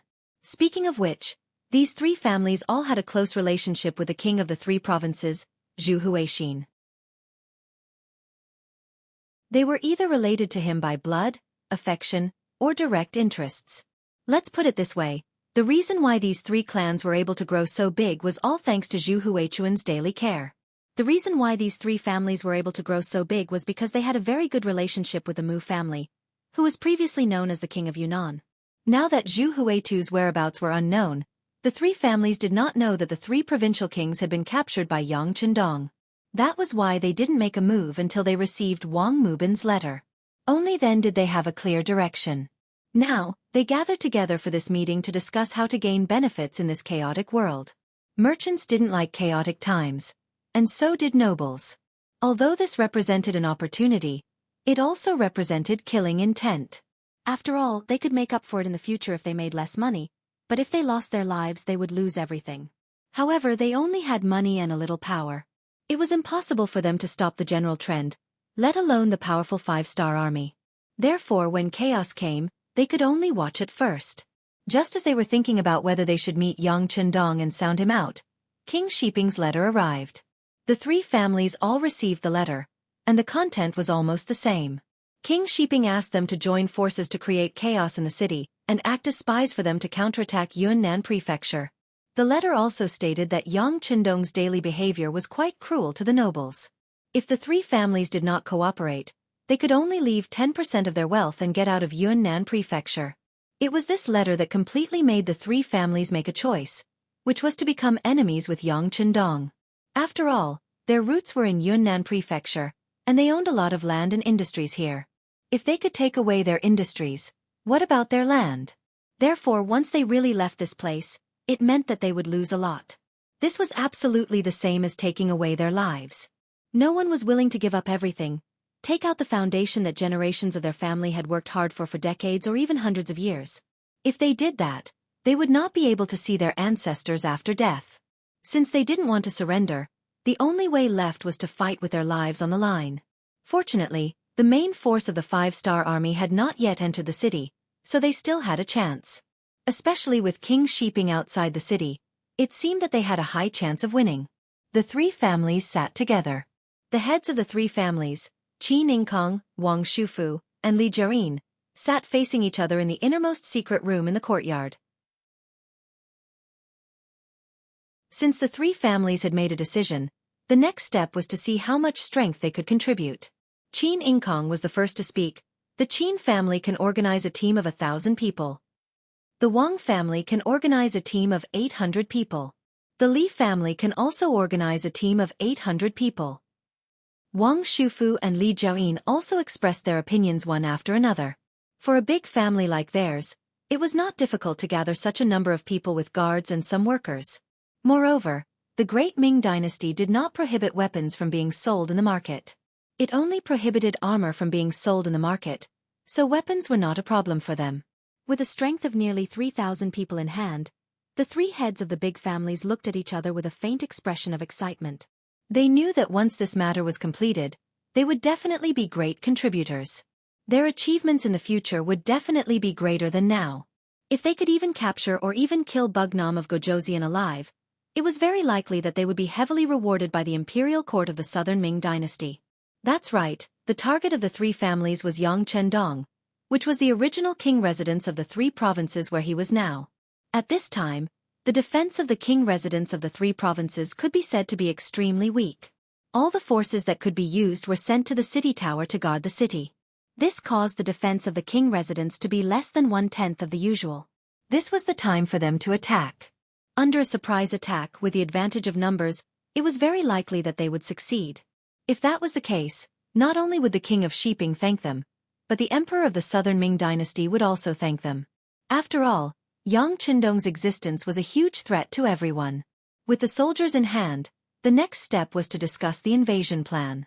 Based on the three families' understanding of the Southern Cloud Prefecture, they quickly formulated an invasion route to ensure that the army would be placed outside the king residence of the three provinces without attracting any attention and launch a fatal attack. Since there was time, the three heads then went to make arrangements. For example, the distribution of weapons and raising of morale required time. Therefore, they set the time for the attack to be 4 hours later, which was before noon. Yang Chendong was completely unaware of all this. Not only did he not know, but Yang Sen also did not receive any news. Compared to the three families that had been in the Southern Cloud Prefecture for many years, Yang Sen's security bureau was considered an outsider. It was not difficult for them to hide some things. At this time, Yang Sen also received Yang Chendong's instructions. Then, he arranged for scouts to go outside the city. Since the young master said that the king of Shiping was likely to be here, of course, he would go and find out where the king of Shiping was. Yang San was on the move, but at this time, the army of the three provinces outside the city had a bigger military operation, which was to ambush the first reinforcements of the five-star army, which was the troops of Yao Jun from Guizhou province. Taking advantage of the fact that they were the closest, Yao Jun persuaded Jiang Wuqing to surrender and led 20,000 troops straight to Southern Cloud Prefecture. The vanguard general of this army was Jiang Wuqing. He led 5,000 cavalrymen and rushed to the front line. Since Jiang Wuqing had made the decision to surrender to the five-star army, of course, he wanted to perform well. Therefore, he gathered all the war horses and formed a team of 5,000 cavalrymen in order to be the first reinforcements to appear outside Southern Cloud Prefecture. In this way, it would be impossible for Yang Chendong not to remember him. They were determined to perform well. The closer they were to Southern Cloud Prefecture, the faster the cavalrymen moved.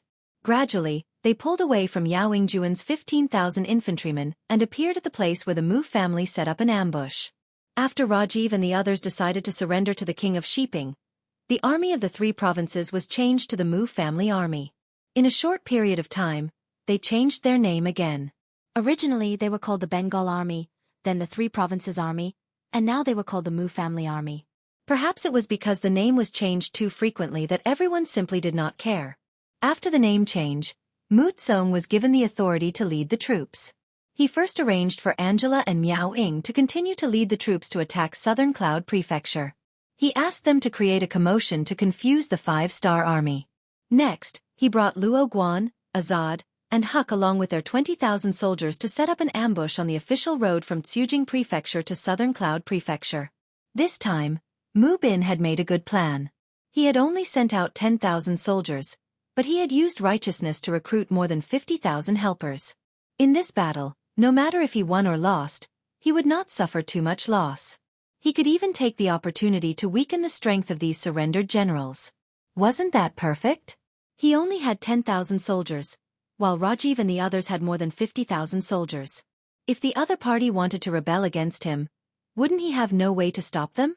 Now, whether it was a siege or an ambush, it was a good way to weaken the enemy's strength. When Rajiv and the others don't have enough troops, they would trust Zhao Hai more and be more obedient.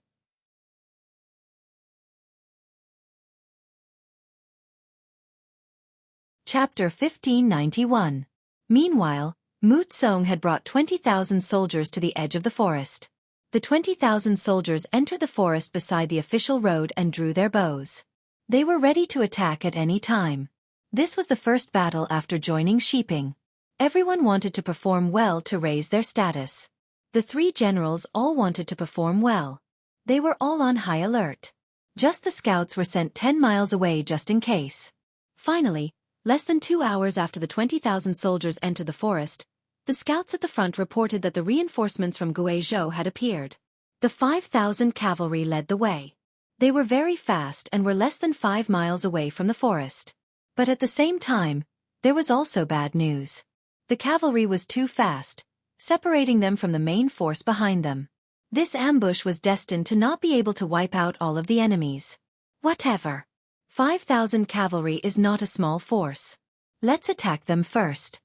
Mu Tsong thought it was a pity, but he quickly made the decision. After all, as a general, the biggest taboo was to constantly plan. It would only cause them to lose all their advantages. Although it was cavalry, Mu Tsong was very confident in fighting 5,000 with 20,000. He was well prepared. Not only him, but his subordinates were also full of confidence. They liked to bully others with numbers because this way, their chances of winning would be higher, and their safety would be more guaranteed. Time slowly passed. The 5,000 cavalry led by Jiang Wuqing did not know there was an ambush here. Originally, they needed to send scouts to scout the forest first. However, they did not have the time now. No one knew what the situation in Yunnan Manor was like. If they could arrive earlier, they would be able to help Bugnam of Gojoseon defeat the enemy. They would be able to contribute sooner. With this thought in mind, Jiang Wuqing hated the fact that the horse he was riding was too slow. How could he do something like stopping? Just like that, the 5,000 cavalrymen entered the forest on both sides of the official road. Mu Tsong's shout came from the forest after all the cavalrymen entered. Then, the whooshing sounds of arrows rang out, accompanied by piles of boulders that suddenly piled up on the official road. The appearance of the boulders instantly cut the 5,000 cavalry into several parts. Except for 100 cavalry who ran at the back and turned to escape in time, the rest, including Jiang Wuqing, were trapped on the official road. They became live targets in the eyes of the 20,000 Mu soldiers. Whoosh whoosh whoosh whoosh whoosh whoosh whoosh. Under the continuous barrage of arrows, the cavalry who had nowhere to hide were shot one after another and fell to the ground. Jiang Wuqing was better off. Under the protection of his personal guards, he was not hit by any arrows. However, the situation had become very bad. As wave after wave of arrows were shot, the number of personal guards around him was constantly decreasing. General, let's charge. The guards watched as their comrades were shot and died one by one. They did not even see the enemy's shadow. They could not help but feel anxious. Charge, everyone dismount and charge towards the mountain in the east. Of course, Jiang Wuqing knew that he had fallen into a trap. However, it was too late to say anything now. He could only place all his hopes on the road of countercharge. Want to charge? Prepare the stones. When they come, blast them back. In the forest, Mu Tsong was in a good mood. Seeing that he had trapped 5,000 enemy cavalry in one move, he felt like he had the power of the world in his hands. Jiang Wuqing chose to charge. He led the troops towards the dense forest in the east again and again. However, he had to retreat again and again because of the boulders rolling down. Under this repeated process, the number of soldiers around him decreased. There were less than 2,000 people left. We surrender. Please don't kill us. Finally, some of the cavalry could not hold on any longer. They threw their weapons to the ground and squatted. Many of these people were originally from the Three Provinces Army. They believed their general Jiang Wuqing and surrendered to the 5-star army. At the end of the day, they didn't have any sense of identity with the 5-star army. Now, in order to survive, they had to surrender. So what? Kill. Don't let any of them go. Kill them all. I want them to know what will happen to the 5-star army if they surrender. Mu Tsong's eyes were filled with hatred as he roared. These cavalry should be the people of Shiping King. However, they first surrendered to the Three Provinces King and now to the 5-star army. He did not have a good impression of these people at all. The arrows did not stop. It was the same even if you dropped your weapon. Soon, hundreds of people were killed by the arrows. This made the kneeling people realize that surrendering was not a wise choice. Let's fight. Pick up your weapons. We have no way out. No one knew who shouted, but the cavalry soldiers who had turned into infantry stood up one by one. At this moment, their eyes were red as they shouted and rushed into the forest with all their might. However, sometimes you can't risk your life just because you want to. It also depends on whether the opponent gives you the chance. Boulders continued to roll down from the dense forest, accompanied by arrows. Few people who rushed into the forest could return alive. After repeating this twice, the injured Jiang Wuqing realized that there were less than 500 people around him who could fight. 5,000 turned into 500. In less than an hour, he knew that he was going to lose this time. Because he charged too quickly, he did not even have the chance to wait for reinforcements. Soldiers, this general has let everyone down. I will atone for my sins with my death. Come, let's launch the final charge together. Jiang Wuqing held a spear in his hand. His face was ashen. In his heart, he prayed that Yao Yingjun must treat his family well. This was his last hope before his death. Then, he led the soldiers to charge. Battle cries rang out. However, because of the harsh terrain, it did not take long for the cries to stop. Jiang Wuqing fell on the path of the charge. He was hit by 4 arrows. One of the arrows hit his chest and took his life. 5,000 cavalry were left here just like that. This gave Mu Tsong and the others great confidence. The 5-star army is only a so. Since we can defeat them once, we can defeat them a second time, a third time. Ha! Mu Tsong shouted as if he was crying with joy. The ambush in the dense forest severely injured Yao Yingjun's troops who came to help. When he heard the cavalry report that the cavalry had set up an ambush in the dense forest, he was really shocked. He immediately sent out scouts to inquire about the situation. Then, he sent a telegram to Yang Chendong. The general meaning was that the situation had changed. Their reinforcements might not be able to arrive on time. He asked for Bugnam of Gojoseon's understanding. And before this telegram was sent to Yang Chendong, the situation in Yunnan Manor changed. First, Rajiv and Wu Ying too led more than 30,000 troops to launch a crazy siege. They quickly attracted the attention of the city guards. Under the fierce attack, the West Gate was in danger. Beta Persei had no choice but to send reinforcements from the other 3 gates. There was nothing wrong with this move. But this was exactly what Shiping King Mubin wanted. He already knew that Yang Chendong was good at bewitching people. It was obviously not feasible to take down Yunnan Manor from the front. So, he planned to sneak into the city. As long as he could succeed, the 10,000 troops he led would become the main force. When the time came, it would be no problem to take down the 3 provinces. For this plan, he had already sent a message to the 3 major families in the city. He asked them to send some people to the East Gate and cooperate with him to lead the army into the city. The 3 major families had already bet their lives on Shiping King. Naturally, they would cooperate with him. First, they sent 1,000 people to the vicinity of the prince's mansion in the 3 provinces and secretly controlled all the exits there to prevent Yang Chendong from escaping.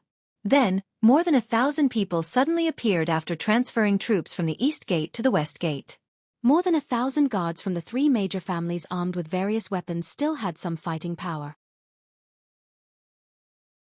The most important thing was that the timing of their appearance was too good. They caught the soldiers guarding the East Gate by surprise. Only 1,000 people and 500 surrendered troops were responsible for guarding this place. Even Beta Persei did not leave any main force here. He focused all his energy on guarding the West Gate. This gave the enemy an opportunity to take advantage of. The battle ended very quickly. The East City Gate was breached in less than a quarter of an hour due to the fact that their military strength and combat prowess were inferior to the enemy's. Then, the East Gate opened from the inside. The 10,000 Mu family troops outside the city suddenly appeared and jumped in. The East Gate was broken, and a large number of Mu family troops rushed into the city. However, they did not rush to the West Gate. Instead, their target was the 3 provinces' palaces in the city. When the news was passed from the defeated soldiers to the West Gate, Beta Persei was really shocked. Quick, quick! Pick 10,000 people to go to the 3 provinces' palaces to protect the young master's safety. Where is Jianghu? I'll leave the battle here to you. You must guard this place no matter what. Beta Persei called Jianghu and ordered him while mobilizing the troops. This was Beta Persei, who had followed Yang Chendong to fight in the north and south, had already developed a certain momentum and did not appear to be flustered. Yes, second brother, don't worry. As long as Jianghu is still here, The west gate will not be lost. Jianghu patted his chest and promised. Then, he watched Beta Persei lead the 10,000 soldiers into the city. The three provinces' palaces. Shouts suddenly sounded outside. Dao Xiao and Ba Dao Jiang also quickly appeared in front of Yang Chendong. When they reported the situation outside, they also asked if they needed to retreat to another place. The reason why the Black Cavalry was called elite was not only because they were well-trained and well-equipped, but more importantly because of their fearless spirit. How could such an army be flustered by the sudden appearance of the enemy?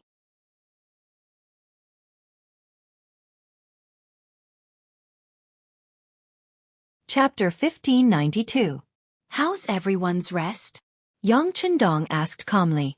Although Mu Bin's move was beyond his expectations, with Song in his hands, there was nothing in this world that he was afraid of. The so-called everyone was naturally referring to the Black Cavalry. They had been fighting for days and fired countless shots. Their bodies had reached a point of fatigue, and they had lost a certain amount of combat power the day before. Fortunately, they had not been given any tasks for the day, so they were able to rest well. Although they had not fully recovered, they had at least recovered 70 to 80% of their combat power. It would not be a problem for them to join the battle again. Everyone has rested enough. Please give the order. Sixth young master, Dao Xiao and Ba Dao Jiang stood at attention and said confidently. All right, since that's the case, I'll distribute the weapons. Whether or not we can defend this place will depend on the Black Cavalry. Yang Chendong looked at Dao Xiao and Ba Dao Jiang with trust in his eyes. They had not taken a single step back when they were surrounded by Zhu Huiqiu. Now, Shiping King had come in a hurry. What was there to be afraid of? Yang Chendong believed in the 500 Black Cavalry under him, but he believed in himself even more. Yes. Dao Xiao and Ba Dao Jiang saluted again. When they left the palace, they were filled with confidence. The three gates of the three provincial palaces had already been surrounded by the three great families. When they couldn't figure out the situation in the manner, they didn't rashly launch an attack. Instead, they continuously poured the kerosene that they had prepared onto the courtyard walls. Then, they tossed a match into the air, and a raging fire began to burn. The poor palaces of the three provinces were about to experience another fire in just one day. Under the fire, the air became hot and dry. Visibility was also affected. The three great families took the opportunity to attack. The guards of the three great clans had long been prepared for this. Every one of them had a wet blanket draped over their bodies. They kicked open the door that had already lost its frame due to the fire, and loudly shouted as they charged into the courtyard. Da-da-da-da. Da-da-da-da. Concentrated gunshots rang out, and after a sweep, the first few hundred guards who rushed into the courtyard fell into a pool of blood. When the others saw that the situation was not good, they hurriedly retreated. Ba Dao Jiang, who was in charge of the first line of defense, was busy reloading his Type 95 rifle as he spoke with a look of disdain. You're delusional enough to think that you can take on our Black Cavalry with such little ability. You really don't know how to write the word death. They had lost nearly half of their men in a single charge. The patriarchs of the three great clans had ugly expressions on their faces. They finally knew why the three provincial kings were defeated by the five-star army in their own territories. With such a tyrannical firearm, Zhu Huiqiu's defeat was not a loss. Just as they were lamenting, Wang Mubin of Shiping finally arrived with his troops. After understanding the basic situation, he ordered them to continue attacking without hesitation. Although doing this would result in a huge loss, Mubin had no other choice. If he couldn't quickly take down the three provinces' kings' palaces and capture Yang Chendong, he might be surrounded by the five-star army. Mubin gave the order to attack, and at the same time, promised a high position and generous salary. Anyone who could capture Yang Chendong alive or find his corpse would be promoted by 3 ranks and rewarded with 10,000 taels of silver. Generous rewards would attract brave men, and there were many people who would sacrifice their lives for money. Not to mention, on the surface, they seemed to have the upper hand. At that moment, the main gate, side gate, and back gate were filled with battle cries. The less than 500 Black Cavalry needed to defend these 3 gates, and suddenly, the pressure on them increased. The greatest damage of firearms came from their intimidation. When no one was afraid of firearms, they needed to show their killing power. However, the Black Cavalry had less than 500 men, and they were facing more than 10,000 opponents. The pressure was unimaginable. Young master, let's break out of the encirclement. Dao Xiao appeared in front of Yang Chendong for the second time, and his face was filled with anxiety. The three provincial kings' residences were too big, and the surrounding walls were already several miles long. It was impossible for the less than 500 black cavalry to defend this place and ensure that no one could break in. For the sake of Yang Chendong's safety, breaking out of the encirclement was the best plan. No need. Yang Chendong rejected and waved his hand. This was the three provincial kings' residences, and it was no longer the courtyard that he lived in before. If this place was breached, then the people in the city would lose their backbone. If someone instigated the people, whether it was the people defending the city or the surrendered soldiers, they could be used. At that time, it was not impossible for them to turn around and attack. If that was the case, before the main force arrived, they could only retreat from Yunnan Prefecture. In this way, if they wanted to take over this place, they would have to pay a higher price. It would also give others the impression that the five-star army was only SOSO, and that they could be defeated. That would be the real problem. If they were dealing with other foreign nations, Yang Chendong might have chosen to retreat. After all, it was not shameful to run away if you could not win. However, this was the territory of the Han people. If they retreated this time, it would be equivalent to losing the hearts of the people. If they wanted to take over this place, the price they would have to pay would be too high, and the number of people who would have to die would only increase. This was not something that Yang Chendong wanted to happen. Therefore, Yang Chendong could not retreat at this time. Dao Xiao, you can withdraw a certain amount of the defensive line, give up on the outer courtyard, and just defend the inner courtyard. As for other things, don't worry about them. Yang Chendong had already made a decision. Since the black cavalry was having a hard time defending, it was time for him to make a move. Although Dao Xiao still wanted to say something, since it was an order from his master, he had no reason to object. He agreed and went to arrange it.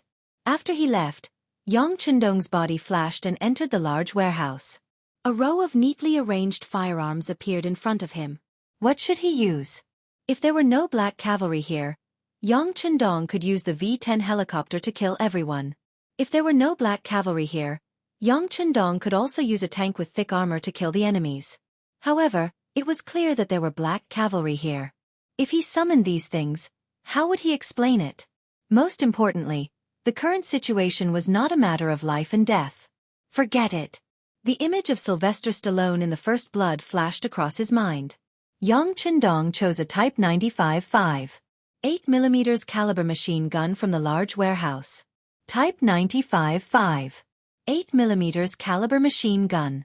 The empty weight of the gun was 3.95 kilograms, 840mm long, and had a range of 600 meters. It was loaded with either 30 bullets or 75 bullets. It was a powerful killing weapon.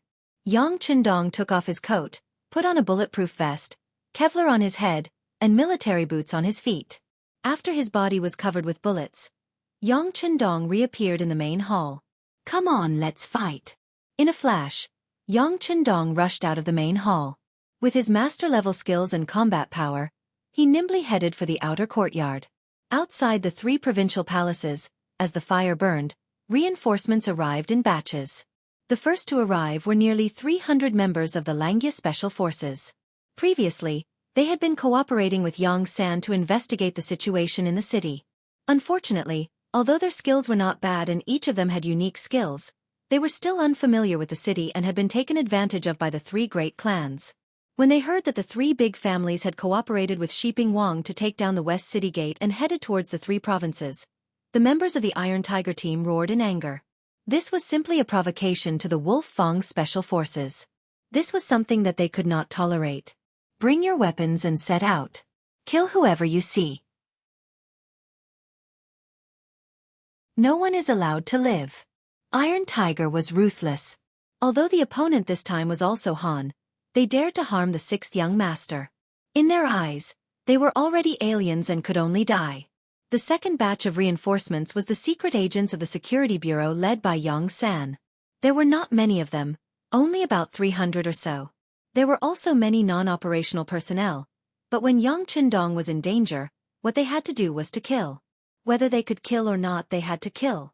The third batch of reinforcements was the 10,000 soldiers led by Beta Persei. However, due to the distance, it would take a lot of time to reach the palace. The sound of gunfire continued in the palace, and the attack continued. Because there were too many places to defend, the number of people was obviously insufficient. The black cavalry began to retreat from the outer palace to the inner palace. However, there was another figure who was the opposite of them. He was moving from the inner palace to the outer palace. He was Yang Qindong, who was covered in ammunition. Although the equipment on his body weighed dozens of kilograms, it did not hinder his movements at all. He easily leaped over the 2-meter-high wall with a single run. This was one of the benefits given to him since he transmigrated. He was originally a soldier king in his previous life, so his physical fitness was extremely strong. After the enhancement in this life, he was already invincible. After jumping over 2 walls and brushing past the black cavalry, he finally saw the first batch of opponents. This was a group of about 50 guards. Go to hell. Without any superfluous words, Yang Qindong raised his gun and fired. At this time, someone who could come to the palace of the 3 provinces with a sword in hand and an aggressive look was not an enemy. He really couldn't imagine who it could be.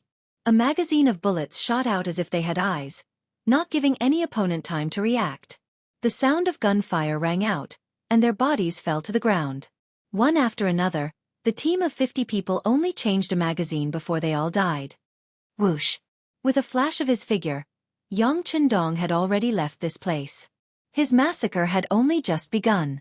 In the later years, there were similar scenes in some movies and TV series, but they were often questioned by the so-called experts and beasts. How could a person fight against 10, 100, or even 1,000 people? This was simply unscientific. However, when they saw a hero confronting a regiment or even a division in a Western movie, they often opened their mouths and praised it, saying how realistic it was.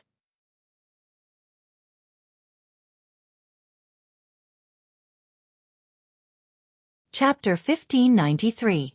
They really don't know what to say about this kind of completely polar evaluation criteria. Don't they know that in real history, the Battle of Hubu Dagon? How glorious it was! In the first year of the Jin state, Liao Tianqing's 5th year, 1115, in the Jin-Liao War, the Jin army chased and defeated the main force of the Liao army in the strategic decisive battle at Hubu Dagon. The Jin army defeated the Liao army with 20,000 troops. The Liao army was defeated and many died. Defeating 700,000 people with 20,000 happened in the era of cold weapons. Yang Qindong was equipped with modern firearms and had the physical condition of a master. Under the endless supply of bullets, it was normal for him to create miracles. 1 man and 1 gun strode out of the mansion, and wave after wave of guards died under the muzzle of his gun.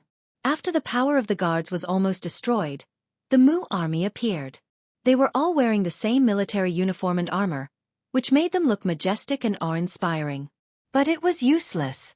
In the face of Yang Qindong, who was holding a heavy machine, they were only sending themselves to death. With great difficulty, a few people shot arrows at Yang Qindong, but they were also dodged by his agile figure. Occasionally, a bow and arrow pierced Yang Qindong's body, but it was blocked by the bulletproof vest and did not cause the slightest harm. Facing the elite forces of the Mu army, Yang Qindong's gun sounded again, and the enemies fell to the ground one after another. They couldn't imagine until they died that they, who claimed to be elites, couldn't even defeat an opponent with so many people. Of course, it was not that they didn't encounter danger. After all, so many Mu army had rushed into the mansion. But those who came into close contact with Yang Qindong were either killed by his heavy machine gun or thrown aside by his magical steps. Those who finally had a chance to attack were still dodged by Yang Qindong. Along the way, he was like a human-shaped woodcutter. Wherever he went, there were enemy corpses everywhere, and most of them were corpses that were smashed by heavy machine guns.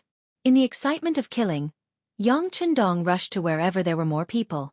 Ever since Yang Qindong brought Datsong to the Great Ming Dynasty, he had never felt so satisfied with killing as he did this time.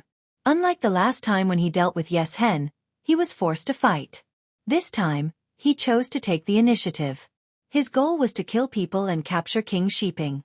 Yes, Yang Qindong's goal was King Shiping. Since this person schemed against him, if he didn't fight back, wouldn't it be a waste of the saying that politeness demands reciprocity? Based on his intuition, King Shiping. Yang Qindong went all the way from the inner courtyard to the outer mansion, and then went straight to the gate of the mansion of the three provinces. At this time, the Mu army's army was all ready. Previously, they had the advantage of numbers. Although they were facing the black cavalry with firearms, due to the limited number of people and the fact that there were too many places to defend, they still found a loophole and killed their way in. However, with Yang Chendong's attack, he turned the situation around with his own strength. As more and more people died in the charge, the Mu army could no longer be seen on the road from the main gate to the mansion of the three provinces. Even so, Yang Chendong was still charging out. He had a feeling that if King Shiping was outside, he must be near the main gate. After all, he was a king. He was always concerned about his reputation. It would be very embarrassing to let such a person leave through the side gate or the back gate. Therefore, Yang Chendong only had one direction to go, and that was the main gate. What's going on? Why is there no movement? Outside the main gate, as Yang Chendong expected, Mu Bin was there. However, at this moment, there was a puzzled expression on his face. Just a moment ago, there were still waves of battle cries in his ears. But why was there no movement at this moment? There were 3 families in Yunnan Mansion.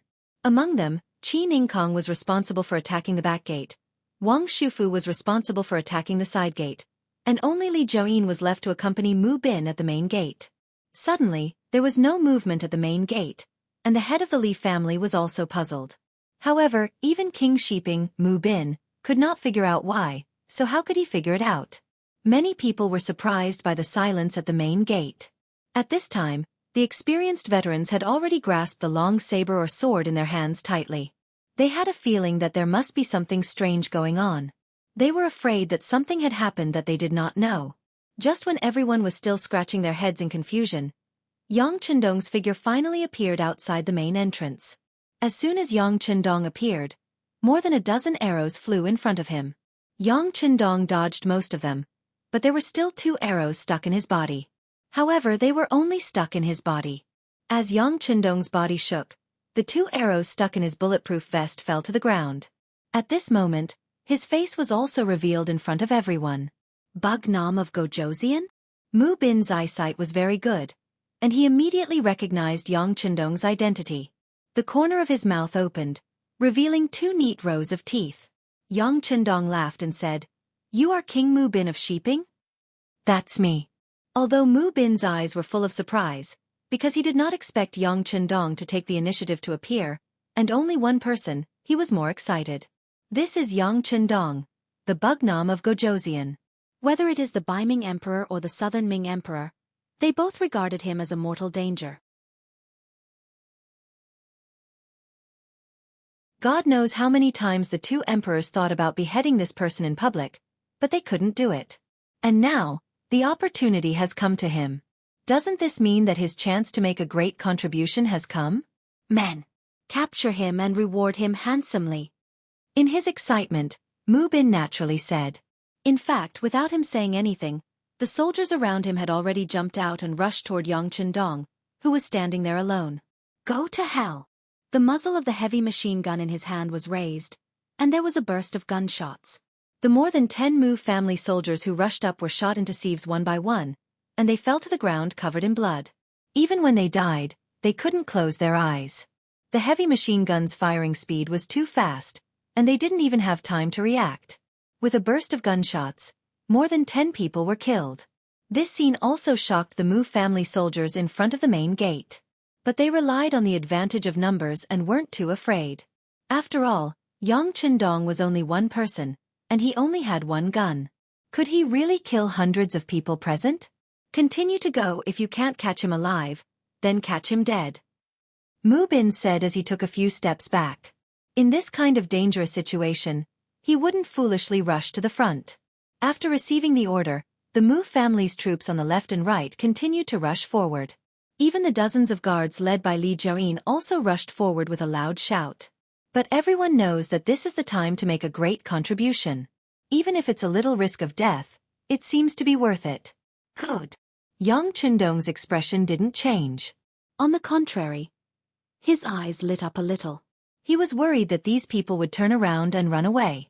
In that case, it would be difficult for him to make everyone stay with his strength alone. But if they want to rush up, that's what he wants. Tut tut tut. Tut tut tut. The sound of heavy machine guns kept ringing. The rapid reloading that Yang Chendong had worked hard to practice now played a role. In less than a second, he could reload a new magazine. This gave people the feeling that his gun had an endless supply of ammunition. Wherever the muzzle of the gun was pointed at, soldiers fell one after another. In just a short 2 minutes, not only was no one able to hurt a single hair on Yang Chendong's body, but they also threw down more than 200 corpses. This result shocked everyone. Everyone used to only hear that Xianxia's firearms were very powerful. But it was only very powerful. If they were really invincible in the world, then they would have already made a move on the great Ming dynasty. Why wait until now? In many people's view, Xianxia's firearms should also have drawbacks, and as long as they relied on the advantage of numbers, it was still possible to make up for this shortcoming. In the end, everyone would be evenly matched. But now, when they saw the power of the firearms, they realized that they were too optimistic in the past. They were too ignorant. The power of the firearms was more than several times more powerful than they imagined. Seeing that so many soldiers had died in such a short period of time, Mu Bin's expression changed greatly. He was also a person who was used to seeing life and death. Over the years, he had fought countless big and small battles, but he had never seen such a powerful person. With his own strength, he had the combat power of a powerful army. Seeing that Yang Chendong still had a lot of ammunition on him, Mu Bin felt that things were not going to go well. His instincts kicked in again. He turned around and tried to escape from this place. A gentleman would not stand under a dangerous wall. Not everyone was like Yang Chendong, who was already the king and was willing to take the lead in everything. You want to escape at this time? Stay with me. Yang Chendong had been paying attention to Mu Bin all the time. This was his main target. If he let this person escape, wouldn't his appearance this time be imperfect? A smoke grenade appeared in his left hand. He held his breath and threw the smoke grenade with his left hand. Then, a second, third, and fourth smoke grenades appeared one after another. The front gate of the Three Provinces King, which was originally clearly visible, was soon surrounded by a cloud of smoke and dust. They could not see each other, and they could not see each other. It was especially chaotic. During this period, there were many violent coughs, which were stimulated by the smell of the smoke grenades. Yang Chendong, who had been holding his breath for a long time, was not affected at all. Instead, he turned his body again and quickly came behind Mu Bin, who was trying to escape. Then, he reached out his left hand and grabbed at Mu Bin's neck. You're tuning in to the Wisdom Diary YouTube channel. Don't forget to subscribe and join us on this journey to catch the most captivating stories.